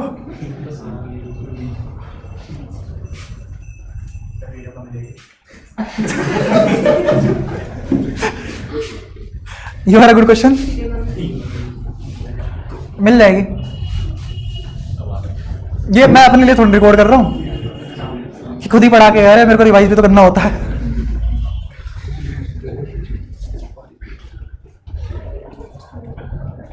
हो गए सारे? पहले पे आओ जल्दी। यू से शुरू हुआ, पक्की बात है, इनिशियली यू वेलोसिटी थी, यू से लेके जब साइड पे जाओगे तो वेलोसिटी 0 हो चुकी, घटेगी बड़ी। घटने का मतलब डिक्रीज हो रहा है, स्लोप डिक्रीज है मतलब स्लोप नेगेटिव है। वो कैसे बनेगा? कोई तो इनिशियल बॉर्डर होगा जिसका नाम होगा 0, u, यहां से ग्राफ स्टार्ट हुआ और स्लोप गिरता चला गया। आज से भी थोड़ी बात कर लेते हैं। इसके कोऑर्डिनेट बताओ, इसके कोऑर्डिनेट u/g, कोमा। अच्छा तो यहां पे टाइम कितना जा चुका होगा? u/g, यही तो फॉर्मूला पढ़ते हो तुम। या फिर एक काम करो, तुम्हें बताइए v = u + at, इसमें क्या कर सकते हो तुम? a तो g है, ये माइनस है, और v की जगह क्या रख दोगे? 0, तो टाइम = u/g आ जाएगा। अच्छा इस वाले पॉइंट पे टाइम कितना होगा? यहां से लेके यहां तक वेलोसिटी घट रही है बढ़ रही है? दोबारा यहां से लेके यहां तक वेलोसिटी घट रही है बढ़ रही है? बढ़ रही है। अगर वेलोसिटी इंक्रीज हो रही है लेकिन नेगेटिव डायरेक्शन में इंक्रीज हो रही है, तो यहां पे वेलोसिटी कैसी है? नेगेटिव। एक्सेलरेशन कैसा है? यहां से लेके यहां तक एक्सेलरेशन कैसा था? यहां पे भी नेगेटिव ही था। अरे एक्सेलरेशन तुम्हारे हिसाब से प्रेफरेंस चेंज थोड़ा ना कर लेगा अपनी, कि भाई नहीं यार तुम ऐसा करो, आज मेरा मूड है पॉजिटिव होने का, सब चीज यूं उड़ जाएगी ऊपर, तो एक्सेलरेशन हमेशा तभी तो घट रही होगी ना वेलोसिटी, ऐसा तो कभी वेलोसिटी घट ही नहीं सकती, फिर ऊपर फेंक हो गया बाय बाय। तो इसका मतलब यहां से लेके यहां तक वेलोसिटी घट रही थी, इसका मतलब एक्सेलरेशन नीचे थी। यहां से लेके यहां तक वेलोसिटी बढ़ी इसीलिए रही है, एक्सेलरेशन नीचे है, तो एक्सेलरेशन हमेशा ही नीचे है। ठीक है, तो रिकॉर्डिंग इसलिए नहीं बोलूंगा, लेकिन थोड़ा थोड़ा बोलूंगा। अर्थ, मैं और ज्यादा इसको पर्सोनिफाई नहीं कर रहा, अर्थ के पास बुद्धि नहीं होती, उसे एक्सेलरेशन किधर लगानी है, उसे ना हेल्प करनी है ना डिस्ट्रॉय करना, उसे बस एक्सेलरेशन टुवर्ड्स द सेंटर लगानी है, नीचे भी नहीं लगानी। कहां लगानी है? ठीक है, कभी नहीं होता कि ये अर्थ है और नीचे लग रही हो ग्रेविटी, नीचे वाले वो जो जितने भी साउदर्न वाले हैं वो तो सारे नीचे गिर जाएंगे बेचारे, स्पेस डबरी बन के रह जाएंगे। खैर, तो यहां से लेके यहां तक पूरी जर्नी में वेलोसिटी बढ़ रही है, और तुम यहां पे देखोगे बढ़ भी रही है, भागता चला गया टाइम के साथ। ठीक है, नेगेटिव में देखो ना, अगर v इस ग्राफ पे v है तो v की वैल्यू बढ़ती नहीं चलेगी जैसे जैसे वो बढ़ता चला गया। और ये स्ट्रेट लाइन ही क्यों बना? क्योंकि लीनियर है सब कुछ, क्योंकि सब कुछ इसलिए स्ट्रेट लाइन बना। अच्छा दूसरी चीज, यहां पे टाइम कितना जा चुका होगा? जितना गया उतना आया, तो 2u/g। तो जब ये इस पॉइंट पे पहुंच चुका होगा तो वेलोसिटी यहां होगी, और कितनी होगी? -u,0। ये समझ में आया? -u,0 क्यों? क्योंकि जितनी से फेंकते हैं उतनी सेम लाइन ऑफ एक्शन पे जाके उतनी ही वेलोसिटी अपोजिट डायरेक्शन में मिलती है। ग्राउंड टू ग्राउंड प्रोजेक्शन पे अगर देखें, जितने से फेंकोगे उतने से ही आके गिरेगा। तो इधर यहां पे ये वाले कोऑर्डिनेट कितने हो जाएंगे? 2u/g, ये वाली बात समझ आती है? या तो कोई परेशानी? यहां पे कितने टाइम बाद गिरेगा? t टाइम बाद। तो t टाइम बाद उसकी वेलोसिटी कुछ v फाइनल होगी, और यहां पे इसके कोऑर्डिनेट t, 0 हो जाएंगे। क्या पूरा एनालिसिस किया जा सकता है? अब वेलोसिटी टाइम ग्राफ बन चुका है। स्पीड टाइम ग्राफ में क्या करते हैं? स्पीड टाइम ग्राफ में जो भी नेगेटिव पार्ट होता है उसको पॉजिटिव बना देते हैं, make negative part as positive. तो यहां से लेके यहां तक तो कोई तबियत खराब नहीं। इसके बाद इसकी फिर क्यों ऊपर की साइड बनी, जहां से नेगेटिव हुआ वहां से इसको पॉजिटिव उठा दो। वो किसका बन गया? स्पीड और टाइम, क्योंकि स्पीड कभी भी नेगेटिव नहीं हो सकती। अब डिस्प्लेसमेंट और टाइम ग्राफ पे आ जाते हैं। डिस्प्लेसमेंट टाइम ग्राफ कैसा बनेगा? पैराबोलिक। क्यों बनेगा पैराबोलिक? क्योंकि s equals to ut plus half square v square equals to u square plus 2as। कोई सी भी इक्वेशन निकाल लो, सेकंड ऑर्डर आता ही आता है, मतलब डिग्री 2 आती है किसी एक की। तो इसका ग्राफ कैसा बनेगा देखते हैं। इस इक्वेशन को गाइड कौन कर रहा है? s equals to ut plus half a t square, ये तो गाइड कर रहा है। असलियत में देखें तो इस इक्वेशन को मोर रिफाइन करके लिख सकते हैं ut minus half gt square. अभी तो बनाया था इसका ग्राफ। तो कैसा बनेगा बोलो जल्दी।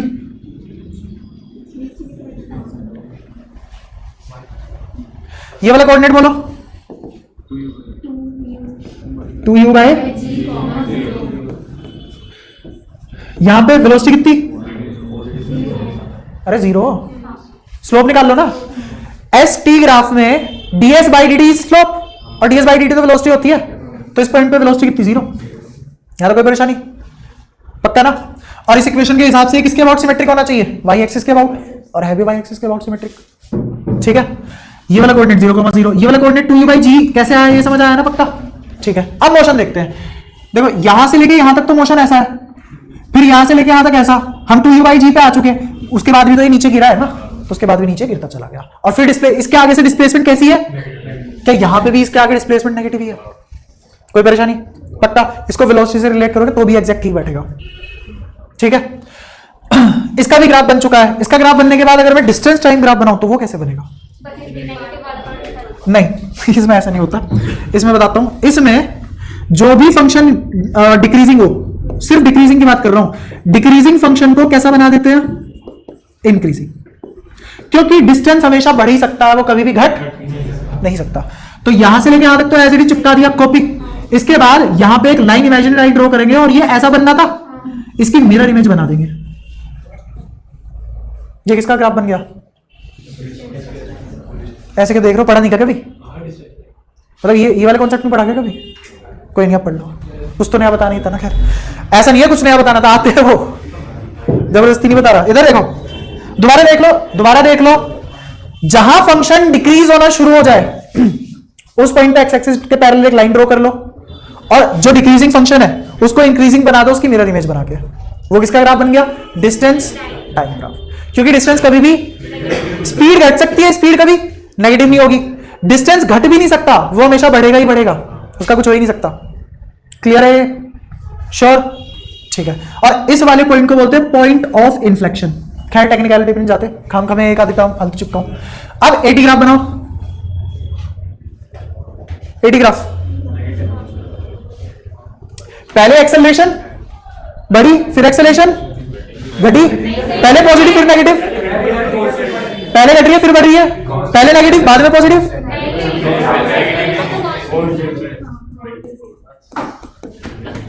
ठीक है,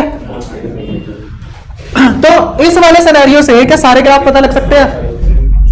अरे वो मिल जाएगी, पीडीएफ बना के भेज देंगे। ठीक है, अब तक कोई ऐसी चीज जो समझ ना आई हो? ये वाला देख, यहां ओ से लेके ए तक, ओ से लेके ए तक डिस्प्लेसमेंट और डिस्टेंस दोनों बढ़ रहे हैं।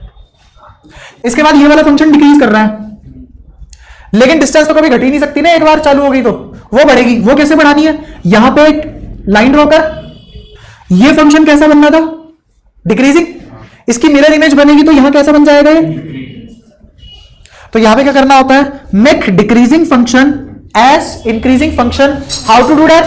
उसको करते कैसे? How to do it? यहां पे draw line parallel to x axis and from the inflection point draw the mirror image of the decreasing function. हाँ, वो जो ए वर्सेस टी का बनाया है, उसमें जब ऑब्जेक्ट ऊपर तक जा रहा है, जब उसकी वेलोसिटी 0 होगी, जब तक तो एक्सेलरेशन नेगेटिव है, उसके बाद तो पॉजिटिव पोटेंशियल है। एक्सेलरेशन नेगेटिव ही है, वेलोसिटी एक्सेलरेशन की डायरेक्शन में आ गई, वेलोसिटी नेगेटिव होगी, नेगेटिव नेगेटिव फिर वो बढ़ रहे हैं दोनों, वो नेगेटिव ही होती है। जी हमेशा कैसा होता है? वो वेलोसिटी बढ़ी क्यों? क्योंकि वेलोसिटी किसकी डायरेक्शन में आ गई, और वेलोसिटी नेगेटिव हो गई, एक्सेलरेशन पॉजिटिव नहीं हुई। एक्सेलरेशन ऐसे नहीं सोचती कि धरती माता आई, ओ वत्स ऊपर जाना चाहते हो जाओ, नीचे आना चाहते हो आओ, ऐसे नहीं होता। वो नेगेटिव है तो अगर वो अपोजिट लग रही है वेलोसिटी के तो घटाएगी, और अगर लॉन्ग लग रही है तो बढ़ाएगी, ठीक है। और वो एक ही डायरेक्शन में लगती है, वेलोसिटी उसकी डायरेक्शन अचीव करती है बाद में, ठीक है। क्या पांचों के पांचों ग्राफ क्लियर, कोई परेशानी इसमें, श्योर, ठीक है। और भी बहुत सारी चीजें छुटपुट है ग्राफ में, वो बीच बीच में बताता रहूंगा, ठीक है। जैसे अगर मैं तुमसे पूछ लूं कि एफ और एक्स के बीच में ग्राफ कैसा बनेगा, एफ और एक्स के बीच में ग्राफ लीनियर ही तो होता है, F equals to k x या फिर F equals to m a, F y a x m k और सी जीरो, तो y equals to m x plus c से सीधा मैच हो रहा है, स्ट्रेट लाइन। हमेशा नहीं, लेकिन as long as force is constant तभी पॉसिबल है। अगर उसने फोर्स ऐसे लिख दिया ना,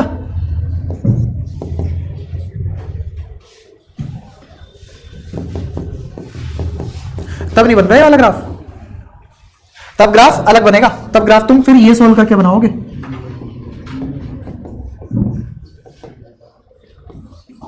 ये वाली चीज सोल्व करके बनाओगे।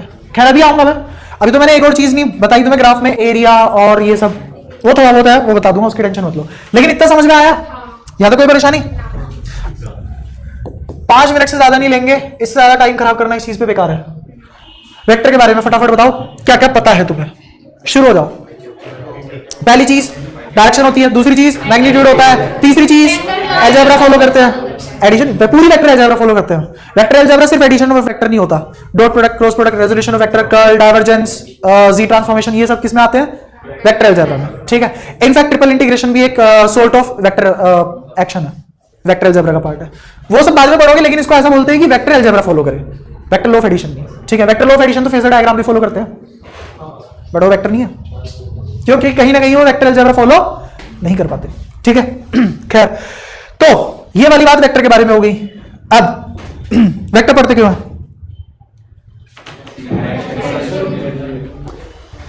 अच्छा एक और चीज, जो भी हमने स्केलर और टाइम के ग्राफ बनाए थे, जैसे displacement time graph, speed time graph, वो डायरेक्टली बना सकते हैं क्या, क्यों, क्योंकि जितनी भी काइनेमेटिक्स और जितनी भी आगे की चीजें पढ़ी है, सब में हमने जो भी इक्वेशन पढ़ी है वो सारी वेक्टर इक्वेशन है।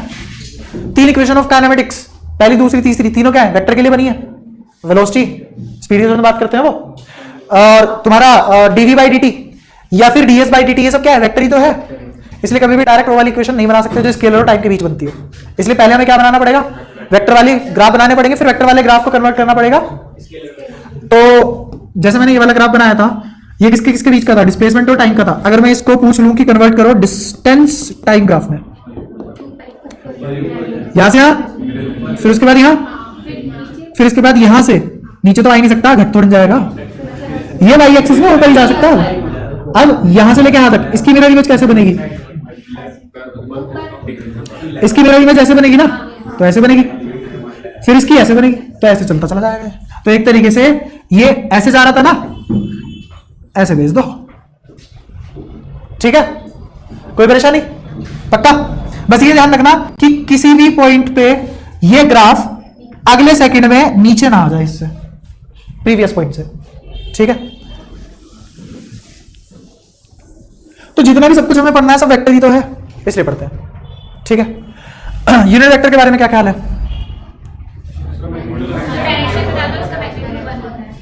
मैग्नीट्यूड 1 होता है, और किसी से भी मल्टीप्लाई करें तो डायरेक्शन दे देता है उसको, लेकिन उसका मैग्नीट्यूड चेंज नहीं करता क्योंकि अगले का खुद 1 है, ठीक है।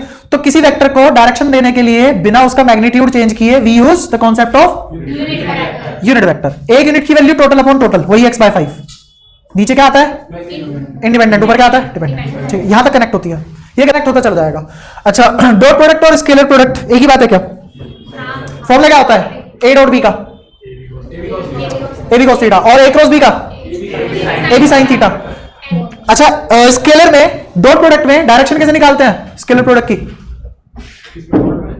डायरेक्शन कैसे निकालते हैं स्केलर की, होती ही नहीं, क्यों निकाल रहे हो, अरे कच्चा जीता जाता है, नंबर आता है, सिर्फ मैग्नीट्यूड बचता है उसके पास मल्टीप्लिकेशन के बाद, कोई भी डायरेक्शन। रीजन क्या है, I dot I 1, I dot J 0, P के एंगल 90 हो गया। तो अगर तुम किन्हीं भी दो वेक्टर को मल्टीप्लाई कर रहे हो तो वो तो मल्टीप्लाई होने के बाद मैग्नीट्यूड 1 दे जा रहे हैं ना, और बाकी जो अगले वेक्टर का मैग्नीट्यूड है वो एज इट इज मल्टीप्लाई हो जाएगा, डायरेक्शन बचेगी नहीं उसकी। तो कभी भी डायरेक्शन नहीं बचती स्केलर प्रोडक्ट में। वेक्टर प्रोडक्ट की डायरेक्शन कैसे निकालते हैं? Right hand rule, right hand rule. A cross b, a dot b cross a के बराबर नहीं होता, लेकिन a dot b dot a के बराबर होता है, ठीक है। अब कभी भी कोई दो चीजें आपस में परपेंडिकुलर हो तो उनके क्या क्या नाम होते हैं, क्या क्या बोल सकते हैं? उसको नॉर्मल भी बोल सकते हैं, हम उसको ऑर्थोगोनल भी बोल सकते हैं, हम उसको परपेंडिकुलर भी बोल सकते हैं, ठीक है। तो ऑर्थोगोनलिटी ऑफ वेक्टर का मतलब दो वेक्टर 90 डिग्री पे है, that is called orthogonality of vector, ठीक है। और क्या तुम ऐड करना चाहोगे वेक्टर में? वेक्टर में और क्या चीज ऐड करना चाहोगे? रिजल्टेंट तो सबको आता है ना। क्या होता है? Under root a square plus b square plus 2ab cos theta. और डायरेक्शन क्या होती है? tan अल्फा, थीटा नहीं अल्फा। अल्फा किसके किसके बीच की डायरेक्शन है? कोई भी एक वेक्टर और एक रिजल्टेंट वेक्टर के बीच का एंगल। और थीटा क्या है? दो नॉर्मल, मतलब दो ऐसी जिनका रिजल्टेंट निकालना उन दो वेक्टर के बीच का एंगल, वो थीटा हो गया। तो tan अल्फा किसके बराबर होता है? उसका y कंपोनेंट और उसका x कंपोनेंट का डिवीजन। tan थीटा ही तो निकाल रहे हो, मतलब tan अल्फा ही तो निकाल रहे हो, वो किसके बराबर होगा? b sin थीटा अपॉन में a प्लस b, ठीक है। ये वाली चीजें बताने की पक्का जरूरत तो नहीं है ना। वेक्टर खत्म, मान ले दी एंड वेक्टर का। हाँ, अभी वो शुरू होगा, जस्ट इसी मोमेंट से शुरू हो जाएगी वो चीजें जो तूने नहीं पढ़ी। तो अब आगे शुरू करते हैं वेक्टर से काइनेमेटिक्स की शुरुआत। कोई भी चीज मोशन में कैसे पता लगता है? कोई भी चीज रेस्ट पे कैसे पता लगता है? फ्रेम ऑफ रेफरेंस का, है ना। क्या जानते हो तुम फ्रेम ऑफ रेफरेंस के बारे में? How enlightened you are in the aspect of frame of reference? हाँ तो नहीं आ रहा समझ? फिर क्या दिक्कत है? तो अबे तो मैंने बोला था ना कि कितने घंटे की क्लास है। टाइम हो गया क्या? नहीं हुआ टाइम, पगला गया क्या बेटा? ये छूट गया ना, फिर रिकवर नहीं होगा। और ये रिकॉर्डिंग ऐसे नहीं मिलने वाली। ये रिकॉर्डिंग इसलिए है बैकअप किसी की मजबूरी हो, क्योंकि यहां पे तो पूछ सकता है ऑन द स्पॉट चीजें, ठीक है। खैर, तो फटाफट बताओ अब किस पे डिपेंड करता है? पर्सपेक्टिव पे डिपेंड करता है। वो तो हम खुद ही बना रहे हैं, तो ऑब्वियसली फ्रेम ऑफ रेफरेंस का सिनोनिम है पर्सपेक्टिव। देखो, असली बात यह है कि फ्रेम ऑफ रेफरेंस नाम की चीज नहीं होती, होता वो परसेप्शन ही है। फिजिक्स में उसको बोला गया फ्रेम ऑफ। असलियत में कोई चीज मोशन में है या नहीं है वो कौन बताता है? हम। और हमने उसको आसान कैसे किया? पोजीशन वेक्टर बना के, ठीक है। पोजीशन वेक्टर जानते हो क्या बना है? जो किसी एक पॉइंट की पोजीशन बताए। अगर ये पोजीशन वेक्टर चेंज हो रहा है समय के साथ तो ये मोशन में है। अगर ये समय के साथ पोजीशन वेक्टर चेंज नहीं हो रहा तो ये मोशन में खत्म। कोई फ्रेम ऑफ रेफरेंस वाली बात ही खत्म है। क्यों? क्योंकि तुम ले चुके हो फ्रेम ऑफ रेफरेंस। ओरिजिन तुमने अपनी मर्जी से लिया, पूछ के लिया किसी से, हो गया फ्रेम ऑफ रेफरेंस। यही है फ्रेम ऑफ रेफरेंस, ठीक है। तो हल्की सी मैथ्स अगर अच्छी हो ना, फ्रेम ऑफ रेफरेंस जैसी हवा वाली चीज को ऐसे आसान बनाया जा सकता है। कहां पे ले आओ उसको? पोजीशन वेक्टर पे ले आओ। अगर ये पोजीशन वेक्टर टाइम के साथ चेंज हुआ, एफ, ये पोजीशन वेक्टर ये रहा। अगर मेरा डी पी, ये मोमेंटम नहीं है, ठीक है, पी मोमेंटम नहीं है, मैं चेंज ही कर देता हूं, इसको बोल देता हूं R1। D R1 bye dt अगर कर दूं और अगर ये जीरो नहीं है तो इसका मतलब ये मोशन में है। अगर D R1 bye dt zero है तो ये, बस ये है फ्रेम ऑफ रेफरेंस। तुमने किसके रेस्पेक्ट में डिफाइन किया? ओरिजिन के रेस्पेक्ट में। ये x1, y1 डिफाइन कर दिया और बोला कि भाई ये टाइम के साथ चेंज हो गया तो ठीक है, मोशन नहीं हुआ तो ये रेस्ट। खुद दो टाइप के रेस्ट, खुद दो टाइप के, एक परमानेंट, एक और एक टेम्परेरी ऑब्वियसली। और हो गई कौन सा? ठीक है। अब ये जो dr बाई dt है इसको तुम वेलोसिटी के नाम से भी जानते हो। असलियत में वेलोसिटी है वो चीज जो तुम्हें बताती है कि वो कोई चीज रेस्ट पे है कि। अब यहां सारे फ्रेम ऑफ रेफरेंस कबाड़, बिल्कुल स्क्रैप वैल्यू। कैसे भाई? अगर ये मार्कर इधर से इधर फेंक दिया मैंने, दुनिया में कोई भी रेस्ट पे हो, जिस मार्कर को देखेगा उसके लिए marker just by observing velocity. तो भाई क्यों frame of reference? Velocity observe कर लेना चुपचाप, सिंपल, ठीक है। तो ये वेलोसिटी है जो मुझे बताती है कि कोई चीज मोशन में है कि। वेलोसिटी कहां से आया? पोजीशन वेक्टर से। अब वेलोसिटी के बाद वेलोसिटी ही मुझे बताएगी कि परमानेंट है कि टेम्परेरी रेस्ट है। अब वेलोसिटी कैसे बताएगी? मुझे वेलोसिटी अगले पिछले पॉइंट पे देखनी पड़ेगी। ध्यान से सीख, मतलब बहुत ही जुड़ी चीजें हैं। मुझे वेलोसिटी अगले या पिछले पॉइंट पे ऑब्जर्व करनी पड़ेगी। पिछले पॉइंट पे वेलोसिटी ऑब्जर्व करने का मतलब पास में जाना, जो नहीं जा सकते, तो प्रेजेंट के साथ चलो वही फ्यूचर बन जाएगा। तो अगले पॉइंट पे वेलोसिटी देखनी पड़ेगी, और अगले पॉइंट पे अगर वेलोसिटी देखनी है तो वेलोसिटी अगर समय के साथ बदल रही है तभी तो अगले पॉइंट पे आएगी। अगर वेलोसिटी समय के साथ नहीं बदल रही अगले पॉइंट पे आएगी कैसे? तो dv/dt मतलब एक्सेलरेशन पता करना पड़ेगा। तो ये कौन बताएगा कि वो परमानेंट रेस्ट है कि टेम्परेरी? वो एक्सेलरेशन बताएगी। अब एक्सेलरेशन कैसे बताएगी? मैं बोलूं वेलोसिटी 0 है और एक्सेलरेशन भी 0 है, तो अगर मैं बोलूं वेलोसिटी 0 है और एक्सेलरेशन 0 नहीं है, ऐसा पॉसिबल है क्या? ऐसा पॉसिबल है क्या? नहीं है पॉसिबल। इसका मतलब वेलोसिटी भी 0 नहीं है और तो वो तो मोशन ही हो गया परफेक्ट। असलियत में अगर एक्सेलरेशन 0 हो गई, अगर एक्सेलरेशन 0 है लेकिन वेलोसिटी 0 नहीं है तो वो कौन सा है? यहां तो कोई परेशानी? पक्का दोनों केस में एक्सेलरेशन तो 0 ही है। मुझे एक्सेलरेशन ने ऐसा क्या खास बात बता दी भाई?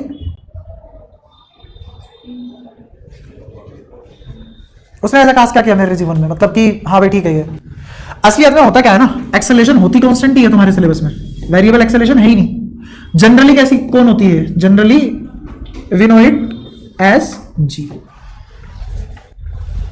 जी for acceleration due to gravity.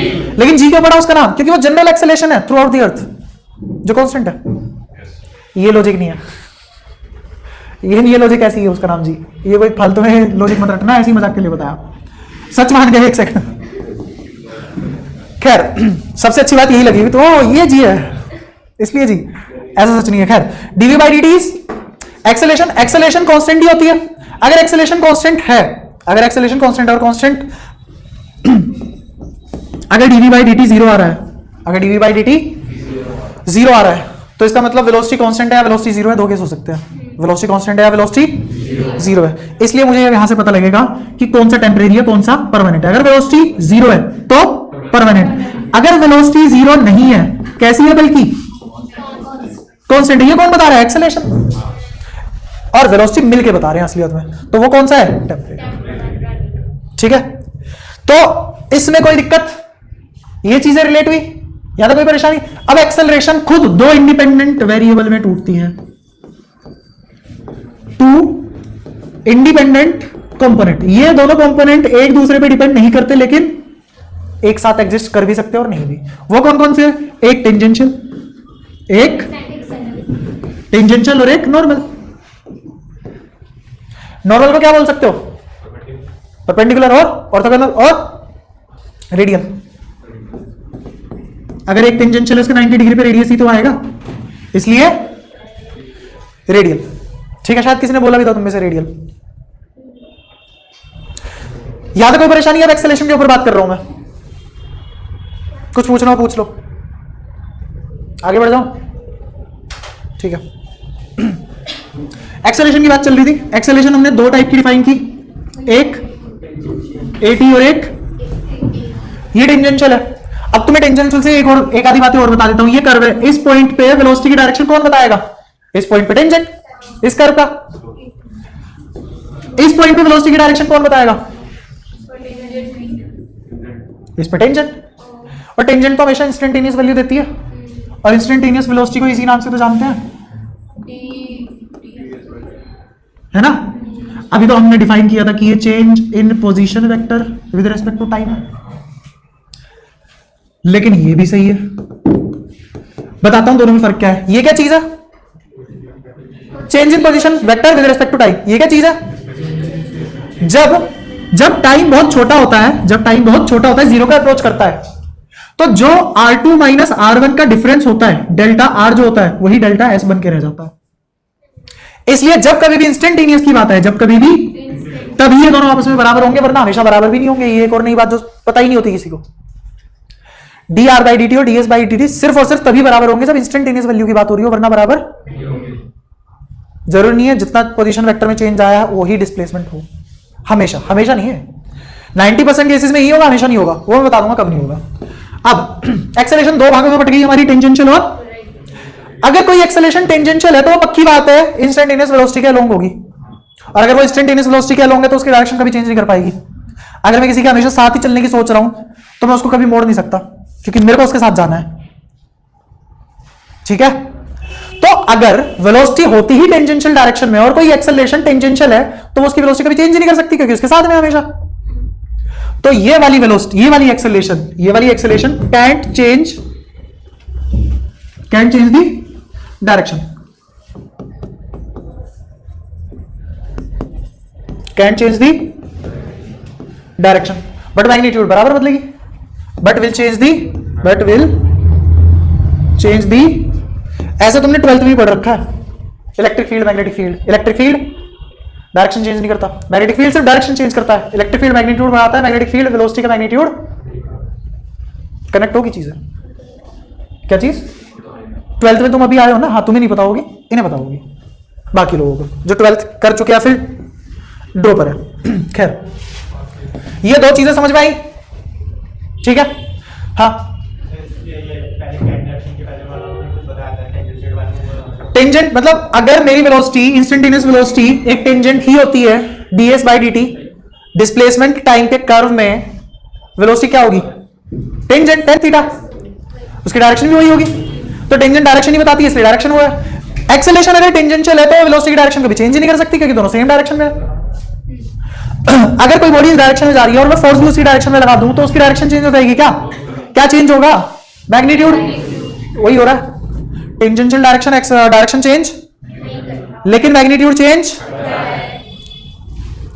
अब अगर मैं मान लो कि वेलोसिटी इधर है किसी पार्टिकल की वेलोसिटी, नेट एक्सेलरेशन इधर है, नेट एक्सेलरेशन, इसके दो कंपोनेंट होंगे, एक होगा acceleration due to tangential acceleration और दूसरा कंपोनेंट होगा नॉर्मल एक्सेलरेशन। तो तुम्हें क्या लगता है कि v के साथ हमेशा कौन सा होता है, तो अगर ये थीटा है तो a tan थीटा ही तो तुम्हारा at होगा, सॉरी tan कह रहा हूं कोस, यही तो तुम्हारा हमेशा at होगा। इसी का दूसरा पार्ट क्या हो जाएगा, और वो इसके परपेंडिकुलर है, पानी लाया नहीं ऊपर है, इतने प्यास एकदम ही, थोड़ा रुक नहीं सकते, फटाफट। ज्यादा लंबी हो रही है क्या क्लास तुम्हारे हिसाब से, तो ज्यादा क्या आ रही है, ज्यादा स्पीड हो रही है, कब से बैठे हो तेरा तो पता है मेरे को, अरे तेरा पता है तभी कह रहा हूं, तुम कब से बैठे हो, तब से ही, इतने में ही। अभी तो कैसे करोगे फिर, 2 घंटे की क्लास लेनी पड़ेगी मेरे को, 11 12 दोनों खत्म करनी है, 11 थोड़ा तेज खत्म करनी है, एक ही तो महीना है ले देखे, तुम क्या मान के चल रहे हो कितना टाइम है हमारे पास, तो एक महीने में 11th भी करनी है 12th भी करनी है, कुछ छोड़ना भी नहीं है, अच्छे से भी करनी है, और ऐसी करनी है कि जो भी तुम पेपर दो, सीईटी दो, नीट दो, मेंस दो, सब क्वेश्चन हो भी जाए, और होंगे पक्का होंगे, मैं कह रहा हूं क्वेश्चन एग्जाम में, जिस एग्जाम की तुम प्रिपरेशन कर रहे हो। हाँ ले ले,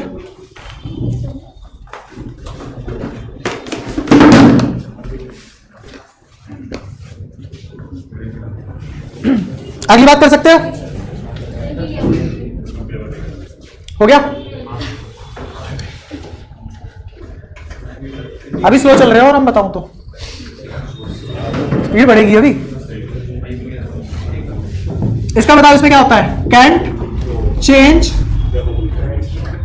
चेंज मैग्नीट्यूड, क्योंकि वो उसके डायरेक्शन में जा ही नहीं रहा, मैग्नीट्यूड कैसे चेंज कर देगा, वो उसके परपेंडिकुलर लग रहा है, तो पक्की बात है क्या चेंज कर सकता है, सिर्फ और सिर्फ डायरेक्शन चेंज कर सकता है, विल चेंज डायरेक्शन। क्या जो इसकी डायरेक्शन में जाएगा वो इसका मैग्नीट्यूड ही तो चेंज करेगा, डायरेक्शन कैसे चेंज कर पाएगा, ये क्लियर, ये वाला ना भाई साहब, एक तो बातें बंद कर दो, इस बार बात नहीं होनी चाहिए, देख अब देख नहीं पढ़ाना है तो फिर पढ़ लेना। हाँ हो गया क्लियर, ये डायरेक्शन चेंज करेगा, क्यों करेगा, क्योंकि इसकी डायरेक्शन डिफरेंट है। अगर कोई पार्टिकल ऐसे जा रहा है इस तरीके से और मैंने उसमें इधर लात मारी है जा इधर रहा था, ऐसे घूम नहीं जाएगा वो, है कि नहीं, और अगर एक लोग ऐसे जा रहा है और मैंने इधर ही फोर्स लगा दिया तो क्या डायरेक्शन चेंज हुई, जब मैंने इधर लात मारी थी ना तो उसका मैग्नीट्यूड चेंज नहीं हुआ, सिर्फ डायरेक्शन चेंज हुई। अगर मैंने लात टेढ़ी मारी होती तो कुछ डायरेक्शन चेंज होती और कुछ मैग्नीट्यूड चेंज होता, ठीक है, वही खेल यहां चल रहा है एक्सेलरेशन के साथ, ठीक है। अगर सिर्फ और सिर्फ ये वाली एक्सेलरेशन मौजूद है तो मैग्नीट्यूड कभी चेंज नहीं होगा, सिर्फ और सिर्फ डायरेक्शन चेंज होगी।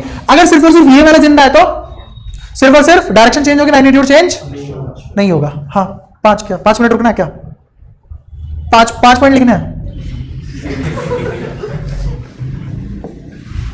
तो will change the direction, can change the magnitude. इसमें फॉर्मूला क्या होगा? इस एक्सेलरेशन को निकालने का फॉर्मूला tan थीटा, और tan थीटा क्या होगा? dv बाई dt का मोड, dv बाई dt का मैग्नीट्यूड ले लो उसका, खत्म करो। तो ये क्या होगा? Tangential acceleration. मैंने मोड क्यों लगाया? क्योंकि डायरेक्शन चेंज नहीं हो रही, सिर्फ मैग्नीट्यूड चेंज हो रहा है।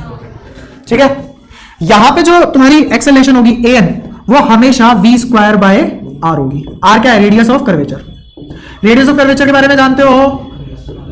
Radius of curvature, radius curvature के बारे में जानते हो? बात करना बंद कर दो भाई साहब, आगे निकल जाऊंगा, मैं बताऊंगा नहीं। रेडियस ऑफ कर्वेचर के बारे में जानते हो? कोई कर्व, सपोज करो ये कर्व है, इस कर्व पे ये वाला पॉइंट लिया, ये वाला पॉइंट जिस सर्कल का पार्ट है उस सर्कल का radius is radius of curvature. ये वाला कर्वेचर बहुत ज्यादा छोटा है कि नहीं? नहीं, ज्यादा है। अब समझो, जिसको पता है ठीक है, थोड़ी देर के लिए बोर हो जाओगे, बता रखा होगा जो मेरे से पढ़े हुए होंगे, लेकिन जिन्होंने नहीं पढ़ा देख लो एक बार। सपोज करो कि एक ये कर्व है और एक ये कर्व है, यहां से लेके यहां तक की दूरी x है, इसमें यहां से लेके यहां तक की दूरी x है। ए और बी पॉइंट पे अगर मैं देखूं कहां ज्यादा टर्न होगी बॉडी? नीचे वाले में, ऊपर वाले में? नीचे वाले में ज्यादा टर्न नहीं है ना। जिसमें टर्न ज्यादा होती है उसका कर्वेचर ज्यादा है, कर्व ज्यादा है ना।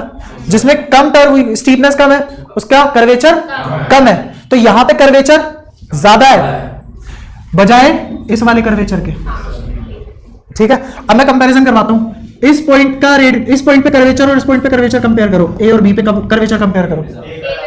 ए पे कर्वेचर ज्यादा है, बी पे कर्वेचर कम है। जब भी रेडियस ऑफ कर्वेचर ज्यादा होता है, रेडियस छोटा होता है, क्योंकि अगर यहां पे सर्कल बनाओगे तो लगभग सीधी लाइन, ऐसी सीधी लाइन जो किसी सर्कल का पार्ट हो, मतलब सर्कल बहुत बड़ा है, तो रेडियस कितना ही तो बड़ा होगा और कर्वेचर छोटा है। तो ये याद रखना, radius of curvature is inversely proportional to radius. ठीक है, तो ये क्या चीज है? रेडियस ऑफ, वो कई बार पूछ लेता है रेडियस ऑफ कर्वेचर निकालो, तो कैसे निकालोगे? v स्क्वायर बाई ए, और an क्या है? a sin theta, a sin theta. अगर मान लो कि दोनों एक साथ प्रेजेंट है, दोनों, तो एक्सेलरेशन क्या होगी? अगर दोनों एक साथ प्रेजेंट है तो एक्सेलरेशन क्या होगी? दोनों का रिजल्टेंट वो कितना आएगा? Under root an square plus, क्योंकि दोनों ऑर्थोगोनल 90 डिग्री है, cos 90 0, यही बचा बस। और डायरेक्शन tan थीटा, डायरेक्शन क्या होगी?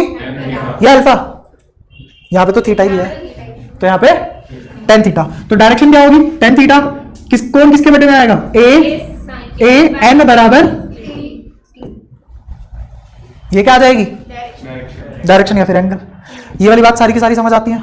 यहां तक कोई परेशानी? श्योर? ठीक है, अगर ये सारी बात समझ में आती है एक्सेलरेशन की, एक्सेलरेशन खुद किसकी वजह से आता है? फोर्स की वजह से। एक्सेलरेशन खुद किसकी वजह से आता है? फोर्स खुद दो टाइप के, कॉन्टैक्ट और नॉन कॉन्टैक्ट। कॉन्टैक्ट फोर्सेस जिसमें फिजिकल कॉन्टैक्ट होता है ना, जैसे spring force, normal force, friction force. और नॉन कॉन्टैक्ट वो फोर्स जिनका खुद का फील्ड होता है, वो फोर्स जिनका खुद का। क्या ये बात बोलना सही है सारे के सारे conservative force non contact force होते हैं? क्या ये बोलना सही है कि सारे के सारे non conservative force contact force होते हैं? नहीं, स्प्रिंग फोर्स कंजर्वेटिव है बट वो कॉन्टैक्ट फोर्स भी है। ठीक है, तो फोर्स पे भी आएंगे, फिर वर्क डन पे भी आएंगे, लेकिन अभी एक्सेलरेशन से दोबारा से काइनेटिक प्रूव होते हैं और उसको रिलेट कराते हैं काइनेमेटिक्स से। ठीक है, तो ये इसमें कुछ किसी को कुछ पूछना हो? दोनों एक्सेलरेशन समझ आई? ये डायरेक्शन चेंज करेगा, ये ट्यूड चेंज करेगा, दोनों साथ में लगेंगे, रिजल्टेंट वैसे आएगा, डायरेक्शन वो आएगी। दोनों ऑर्थोगोनल होते हैं एक दूसरे के, an और at एक दूसरे के परपेंडिकुलर होते हैं, ऑर्थोगोनल होते हैं। ठीक है, ये सारी बातें क्लियर? पक्का? अब अगर मैं बात करूं, मोशन दो ही टाइप के होते हैं। हमने ये तो देख लिया कि चीजें रेस्ट पे कब है, मोशन में कब है। अब मोशन दो ही टाइप के होते हैं। हाँ, एक लीनियर और दूसरा लीनियर नहीं है। लीनियर नहीं मतलब अंग्रेजी में नॉन लीनियर है ना, आती नहीं थी उतनी, मैंने हिंदी में लिख दिया। तो लीनियर और नॉन लीनियर। नॉन लीनियर बोले तो असली अच्छा नाम ये भी नहीं है इसका, इसको लिखेंगे अगर तुम्हें किताबी भाषा लिखनी है, कर्वी लीनियर। Curvy linear. अब कोई चीज अगर सीधी नहीं है तो पक्की बात है उसमें घुमाव है।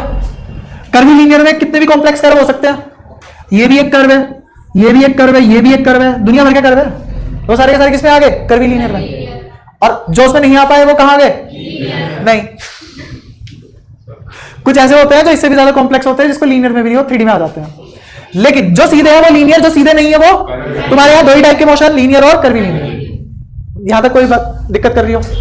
अगर कोई मोशन लीनियर है, अगर कोई मोशन एक बॉडी का हमेशा ही सीधे रास्ते पे चलना कब पॉसिबल है? जब उसकी डायरेक्शन चेंज ना हो। जब उसकी डायरेक्शन कब चेंज नहीं होती? डायरेक्शन जब चेंज नहीं होती जब an 0 हो जाए, वरना डायरेक्शन चेंज हो जाएगी। इसलिए पढ़ाई एक्सेलरेशन पहले। क्लियर? तो ये नेसेसरी या फिर मैंडेट कंडीशन है किसकी? एटी का कुछ भरोसा नहीं है, वो चाहे 0 हो या ना हो, हमें फर्क नहीं पड़ रहा उसके जिंदा रहने या ना रहने से। लेकिन अगर an 0 नहीं है तो वो लीनियर, अगर जब जब दुनिया में an 0 है तब तक वो लीनियर। यहां तक बात समझ आती है? पक्का? इसके बहुत सारे एग्जांपल कर सकते हो तुम। ठीक है, कर्वी लीनियर में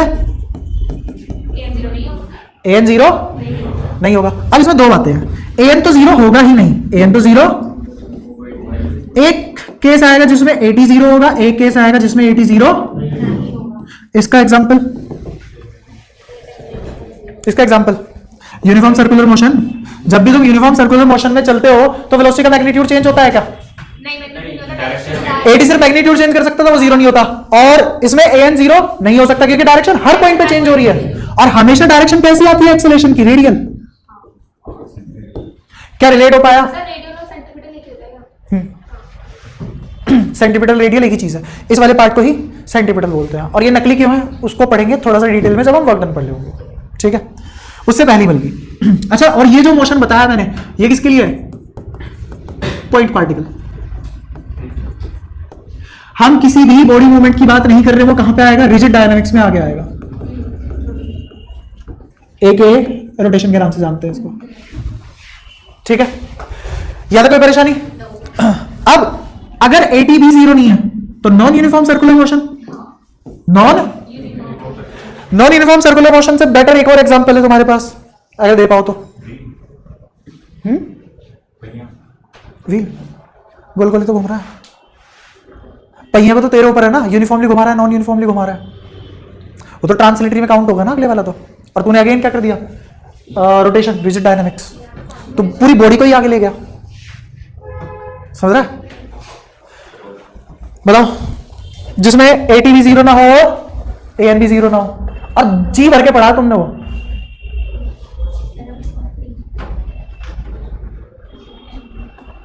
सब पढ़ के बैठे हो फिर भी।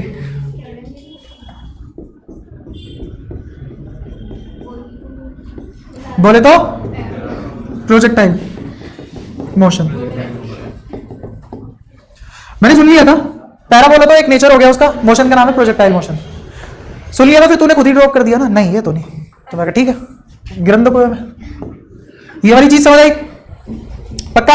अब इसमें जैसे मैं नॉन यूनिफॉर्म सर्कुलर मोशन उठा लेता हूं, ठीक है, ये वाला चार्ट भी क्लियर है, एक्सेलरेशन से कैसे रिलेट होती है चीजें वो भी क्लियर। बहुत जरूरी चीज है एक्सेलरेशन, इसका मतलब है ना। इससे पहले एक छोटा सा सवाल पूछता हूं। सपोज करो कि ये एक डब्बा है, ये डब्बा 2 मीटर पर सेकंड से वेलोसिटी से जा रहा है, एक्सेलरेशन इसकी 2 मीटर पर सेकंड स्क्वायर है। यहाँ पे एक बालक है, उसने हाथ में बॉल पकड़ी हुई है, बालक का चेहरा बहुत ज्यादा बड़ा है शरीर से, इसलिए ऐसा बन गया। अब इसका हाथ कट गया सीधा, इसका हाथ इज नो मोर। वो पढ़ेंगे बाद में, वो बाद में पढ़ोगे तुम, वो मेरा डिपार्टमेंट नहीं है। तो अब जैसे ही इसका ये हाथ कटा तो क्या चीज 0 होगी? वो तो रोएगा, लेकिन हमें तो उससे मतलब है ना, क्या चीज 0 होगी? नहीं, कुछ नहीं कर रहा, इसके हाथ में ये बोलती, सपोज करो ये हाथ कट गया, अब क्या 0 होगा? अरे 0 0 0, उसकी जीने की इच्छा तो उसमें नहीं नाप सकता ना, नंबर में नहीं नाप सकता ना। क्या पता मार दे वो किसी को, है ना। वो तो सर वो फिर अलग चीज हो गई, उस पर नहीं जाना अभी। तुम तो बिल्कुल ही फालतू की बात करने के लिए भरे बैठे हो। हाँ, एक्सेलरेशन 0 होगी, वेलोसिटी 0 नहीं होगी, क्योंकि फोर्स 0 हो जाएगा और जी हमेशा सिर्फ नीचे लगेगी। एयर फ्रिक्शन मानते नहीं है तो तुम्हें इसका मोशन प्रोजेक्टाइल दिखाई देगा। ये सब बातें होंगी।